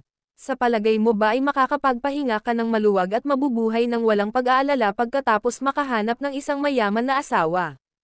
Hayaan mong sabihin ko sa iyo ngayon na wala ka lang kumpara sa akin, basura ka." Napahalakhak si Zayden at sinabing. Tahimik pa rin si Jasper. Matagal nang nawala ang interes niyang makipaglokohan kay Zayden. Para sa kanya, si Zayden ay walang pinagkaiba sa isang tumatahol na aso ngayon. Sa sandaling ito, tumayo si Zachary at ang kanyang grupo para umalis ngayong tapos na ang auction. Nang aalis na ang lahat sa auction, biglang tumayo si Jasper at naglakad papunta kay Zachary at sa grupo niya. "Tumigil ka." Mabilis na tumalon ang mga bodyguard ng Loz para pigilan si Jasper. Maingat silang nakatingin sa kanya. "Mr. Lo, gusto kitang makausap." Ang video na ito ay edited by Urban Storytelling. Kabanata 78. Diretsyong sabi ni Jasper. Pero, parang hindi siya narinig ni Zachary at tumatayo na para umalis. "Jasper, nababaliw ka na ba? Sino ka sa tingin mo? Gusto mo pang makausap si Mr. Lo? Sick off kung wala kang pera. Sino ang gustong makipag-usap sa iyo?" Zayden cackled maniacally and said. Hindi pinansin ni Jasper si Zayden na parang baliw na aso ngayon. Sa kritikal na sandaling ito, tumingin si Jasper kay Anna at sinabing, "Miss Lo, isipin mo na lang na may utang ako sa iyo." Kumunat ang noo ni Anna. Hindi niya maintindihan kung ano ang sinusubukang gawin ni Jasper, ngunit sa ilang kadahilanan, hinawakan niya ang kanyang ama. "Dad, pakinggan natin ang sasabihin niya." Gulat na napatingin si Zachary sa kanyang anak. Pagkatapos, inilipat niya ang tingin kay Jasper at sinabing, "Bata, manunood lang ako sa auction na ito. Walang kwenta ang pakikipag-usap sa akin. Ito ay isang katotohanan na ang gavel ay nahulog na para sa auction na ito, ngunit gusto kong makipag-usap sa iyo tungkol sa isa pang pangunahing negosyo," sabi ni Jasper nang may kumpiyansa. Sa isang banda, asar si Henry dahil na-lecture siya kanina ng kanyang ama dahil kay Jasper. Dahil dito, sinabi niya kaagad, "Ano kayang major business? Itigil ang pag-aaksaya ng aming oras. Umalis ka na." "Henry, hindi pa nagsasalita si Dad, bakit ka nakikialam?" Prangkang sabi ni Anna. Naiinis si Henry. Hindi niya inasahan na ang labas na tulad ni Jasper ay magiging dahilan upang siya ay ma-lecture ng kanyang ama at ng kanyang nakababatang kapatid na babae sa kanya. Gayunpaman, kahit na siya ang nakatatandang kapatid na lalaki, siya ay tunay na natatakot sa kanyang kapatid na babae na napakatigas mula pa noong ito ay mas bata. Alam din niyang hindi may kukumpara ang posisyon niya sa puso ng kanyang ama sa kapatid kaya mabilis niyang itinikom ang bibig. Binata, mayroon kang mahusay na mga kasanayan. Bakit hindi natin gawin ito? Paakay na ako sa kotse at babalik sa hotel. Maaari mo akong kausapin habang nasa biyahe.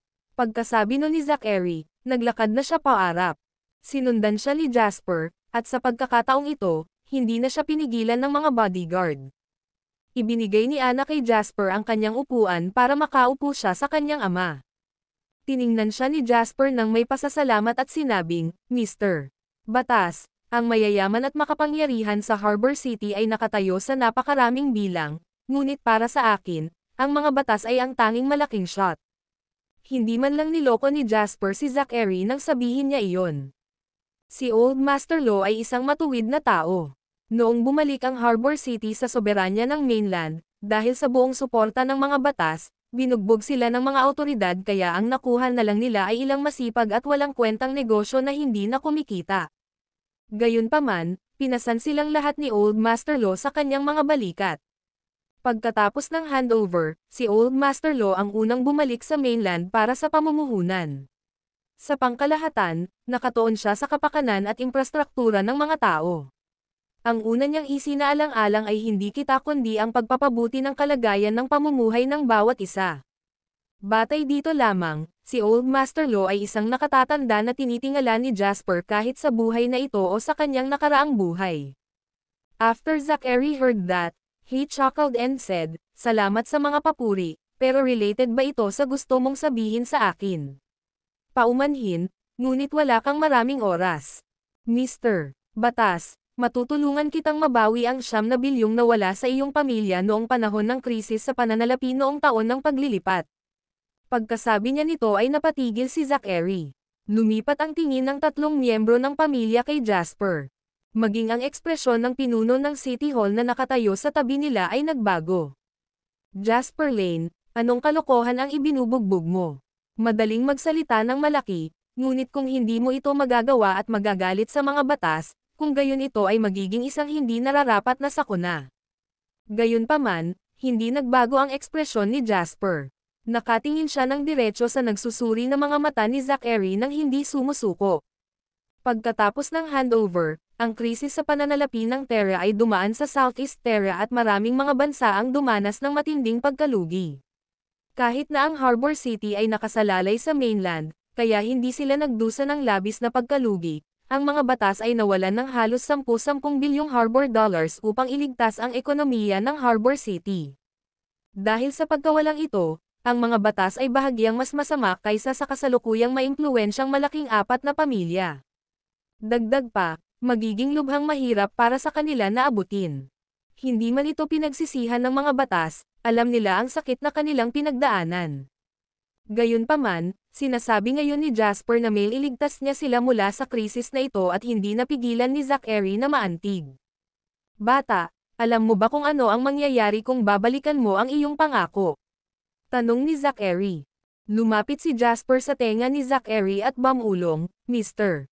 Batas, ako ang individual na shareholder para sa futures ng crudo noon. Sa wakas, nagkaroon ng pagbabago sa ekspresyon ni Zachary. Ito ay dahil napatunayan na ni Jasper sa kanya na siya ay kasing galing ng kanyang salita. Ano ang gusto mo dito? Napatingin si Zachary kay Jasper. Isang pakikipagtulungan sa mga batas. Hindi mo kailangang mamuhunan ng anuman dahil ang pakikipagtulungang ito ay magiging kapakipakinabang sa magkabilang panig, kabilang ang proyekto sa pagpapaunlad para sa timog na pampang ng South Face River. Ang video na ito ay edited by Urban Storytelling. Kabanata 79. Binata, mayroon kang malaking gana. Tumawa si Zachary. Alam mo ba kung gaano kalaki ang mga batas? Nagtaas ng kilay si Jasper. Kahit na pagsamahin niya ang kanyang sarili sa Schuler Group, wala pa rin siya sa mga batas. Ito ang katotohanan. Gayunpaman, ang mga negosyante ay tungkol sa kita. Sinusubukan siya ni Zachary sa tanong na iyon, kaya talagang hindi na umatras si Jasper. Wala rin siyang maipakitang takot. Gayunpaman, mas malaki ang pamilihan sa mainland. Nagagawa nitong lumunin ang mga batas nang hindi man lang nagdudulot ng ripple. Natawa si Zachary sa sinabi ni Jasper. Binata, seryoso na akong interesado sa iyo ngayon. Hindi masama, hindi naman masama. Henry mumbled at one side. Pare, nagsasalita lang siya ng malaki at nakikinig ka sa kanya. Nais niyang makipagtulungan ng komprehensibo sa amin sa kanyang mga kwalifikasyon. Mayroon ba siyang pera at kakayahan? Pinandilatan ni Zachary si Henry at sinabing, nagsimula ang lolo mo sa wala at gumamit lamang ng 200 harbor dollars para magsimula ng negosyo na humantong sa kung nasaan tayo ngayon. Dahil lang sa wala siyang puhunan ngayon, sinong magsasabing wala siya nito sa hinaharap? Next time, itigil mo na ang pakikisalamuha sa mga gang of scoundrel na tinatawag mong mga kaibigan mo. Wala kang natutunang kahit anong kasanayan ngunit sa halip, natuto ka kung paano magpalabas. Dahil sa sinabi ni Zachary, nagtago si Henry sa isang tabi habang nakayuko. Inabot ni Zachary ang isang name card kay Jasper. Mananatili ako sa Sheraton nitong ilang araw. Pwede kang pumunta at hanapin ako. Nasulyapan ni Jasper ang nakikitang paghanga sa mga mata ni Zachary. Ngumiti siya at sinabing, ang susunod sa iyo ay tiyak na siya ang bibisita. Mabuti, tinapik ni Zachary si Jasper sa balikat. Una, ibinigay niya kay Jasper ang kanyang name card, at pagkatapos nito, niyaya niya si Jasper sa tinutuluyan niyang hotel. Ngayon, tinatapik-tapik pa niya ang balikat ni Jasper na parang nakakatanda siya ni Jasper. Lahat ng tatlong mga galaw na ito ay mukhang lubhang nakakabigla sa sino mang may mga adhikain. Malaki ang inaasahan ni Zachary sa mga tao, kaya walang ordinaryong tao ang makakapansin sa kanya. Ang pagpabor niya sa isang nakababatang henerasyon tulad ni Jasper ay hindi pa nangyari noon. Siyempre, hindi nakakalimutan ni Zachary ang hiling ni Jasper. Lumingon siya at sinabi sa pinuno ng City Hall, sa tingin ko ay may magandang kinabukasan ang binatang ito. Kung makakatrabaho ko siya sa proyekto ng amusement park, hindi na kailangang mag-alala ang mga batas tungkol sa mga kahihinatnan sa hinaharap. Maari kong pipirmahan ang investment agreement sa iyo mamaya. Paanong hindi maintindihan ng pinuno ng City Hall ang sinasabi ni Zachary? It was either hinayaan nila si Jasper na gawin ito o mamumuhunan siya sa ibang lugar. Napakadali ng multiple choice na tanong na ito. Nagkatinginan ang mga pinuno ng City Hall at mabilis na tumango upang ipakita na isasaalang-alang nila ito. Sa sandaling ito, isang dagandong ng kawalang paniwala ang bumalot sa hangin. Teka, Mr. Lo, teka, mabilis na tumalon si Zayden ngunit pinigilan siya ng mga bodyguard ng Loz. Nagpumiglas siya sa kanyang buhay at sumigaw na parang mababaliw, nangako ka na makikipagtulungan ka sa mga Hanks. Binili namin ang mga karapatan sa pagpapaunlad ng lupa at lupa sa halagang 1.5 bilyon, kaya paano mo kami iiwan ngayon? Kumunat ang noo ni Zachary at pinandilatan ang anak na si Henry. Ano ang ipinangako mo sa kanya? Ang pamumuhunan at pakikipagtulungan ay seryosong negosyo. Kung si Henry ay maglakas loob na lampasan ang ulo ng kanyang ama at makasarili na mangako ng isang bagay sa iba, kung gayon ito ay isang malaking krimen ng hindi paggalang sa mga nakatatanda sa mga batas. Takot na takot si Henry kaya nagsasalita siya ngayon sa Harbor Essay. Dad, huwag mo siyang pakinggan. Nangako lang ako na irerekomendo ko sa iyo ang mga Hanks. Hindi ko sinabi sa kanya na magtatrabaho kami sa kanila. Bagamat si Henry ay isang walang kwentang spoiled na bata mula sa isang mayamang pamilya, talagang hindi siya nang ahas na kumilos ng walang ingat sa mga tuntunin ng mga pangunahing negosyong ito. Medyo gumanda ang ekspresyon ni Zachary, at hindi niya pinansin si Zayden. Sa katayuan at posisyon niya, hindi na siya kailangan pang pansinin ni Zachary. Bata, hihintayin kita. Pagkasabi nun ni Zachary ay umalis na siya kasama ang grupo niya. Tumigil ka nga dyan. Umungol si Zayden na parang mababaliw. Henry Lo. I've been served you this few days like a ***king dog tapos ngayon hindi mo na ako pinapansin. Ang video na ito ay edited by Urban Storytelling. Kabanata 100. Nakonsensya si Henry at aalis na sana. Gayunpaman, nang marinig niya iyon, nagbago ang kanyang ekspresyon habang nakatitig kay Zayden bago marahas na sinabing, Naniniwala ka ba na papatayin kita kapag patuloy kang nagbubuga ng kalokohan? Halos madurog ang ngipin ni Zayden nang makita ang agresibong mukha ni Henry. Sabi niya sa mapait na hinanakit, 1.5 billion. Gumastos kami ng 1.5 billion at iyon lang. Imposible. Damn it, it's not a done deal anyway. Hindi mo maaaring bayaran at ituring ang bid bilang walang bisa. Mawawala lang ang 50 milyong cash deposit sa ganoong paraan. Tumalsik si Henry bago tumalikod para umalis. Aalis na rin ako, nakangiting sabi ni Anna kay Jasper. Salamat, may utang ako sa iyo, taos pusong sabi ni Jasper. Tinapan ni Anna ang bibig at tumawa. Wala siyang pakialam kung gaano karaming mga tao ang nakamasid sa kanya dahil sa kanyang magagandang alindog ngayon. Sabi niya, utang, tandaan mo lang magbayad. Pagkasabi niya nun ay naglakad na paalis si Anna na parang naglalakad sa ere. Sa sandaling ito, walang ideya si Anna at ang mga batas kung gaano kalaki ang tubo na may dudulot ng pabor na ito. Umalis na ang lahat habang si Zayden at Jasper na lang ang natira. Samantala, si Zayden naman ay napabuga ng hangin na may maputlang tingin sa mukha. Jasper, ikaw ang nagplano nito simula pa lang. Pinandilatan ni Zayden si Jasper ng may mapait na sama ng loob. Ikaw ang nagtaas ng sagwan at ikaw ang tumawag ng presyo. So, paano mo masasabing ako ang nagplano nito? Walang pakialam na sabi ni Jasper. Tigilan mo na ang pagpapanggap na tanga. Halos sugurin ni Zayden si Jasper para bumaon ang ngipin sa kanya. Yung 1.2 billion na tinawag mo ay para tumaas ako ng presyo para mapupunta ako sa dead end. Ito ay dahil kasabwat mo itong Harbor City F** Sackers sa simula pa lang. Mamamatay ka sa isang kakilakilabot na kamatayan. Si Zayden ay umuungal ng baliw, ang mapait na hinanakit sa kanyang mga mata ay halos mapalitan na. Naglakad si Jasper sa harap ni Zayden, at dahil sa pagkakaiba ng tangkad nila, medyo tumataas si Jasper kay Zayden nang tumingin ito sa kanya. Kung ako sa iyo, iniisip ko kung ano ang dapat kong gawin ngayon. Sa tingin mo, malulutas mo ba ang problema sa pamamagitan ng pag-aalboroto na parang PP***S? Kinagat ni Zayden ang kanyang mga ngipin at galit na umungol. Hindi ako papayag na mapunta ka. Nanalo na ako sa land development rights. Hindi ko sila ibibigay kahit kanino. Kunin mo na sila. Sinabi ni Jasper, gaano kahirap sa palagay mo ang pagbuo ng North Bank kung gumagana ang JW Real Estate sa mga batas? Pakiramdam ni Zayden ay para siyang tinamaan ng kidlat pagkasabi nito ni Jasper. Nanginginig ang buong katawan niya at halos bumagsak siya sa sahig. Dagdag pa, ang Hanks ay nawalan ng 1 bilyon noon, at ngayon, nalulugi na naman sila ng 1.5 bilyon. Gusto kong malaman kung gaano karaming pera ang mayroon ang mga Hanks para sa isang alibughang tulad mo na sayangin. Bahagyang lumapit si Jasper sa tenga ni Zayden at mahinang tumawa. Pagkatapos, nagpatuloy siya, ikaw ay napakaliwanag na alibyua. Hindi na napigilan ni Zayden pagkatapos niyang marinig ito. Napasigaw siya at nakaramdam ng bigat sa kanyang dibdib. Pagkatapos, ibinuka niya ang kanyang bibig at samuka ng dugo. Pagkatapos noon ay umikot ang mga mata niya at nahimatay siya sa sahig. Hindi inisip ni Jasper na may napakalaking kapangyarihan ang kanyang mga salita. Mabilis niyang pinakiusapan ang isang tao na tumawag sa 911 para buhatin si Zayden. Pagkatapos niyang gawin iyon ay naglakad na si Jasper palabas ng venue.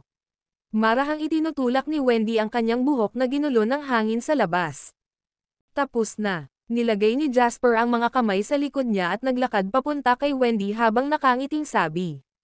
Paano kita gagantimpalaan? Nagniningning ang mga mata ni Wendy sa paghanga at pagtataka habang nagtatanong. Ikaw, syempre, nagulat at nahiya si Wendy.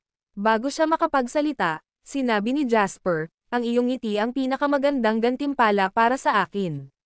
Sa sandaling ito, ang ngiti ni Wendy ay parang bulaklak na namumukadkad. Pakiramdam niya ay siya na ang pinakamaswerteng babae sa mundo.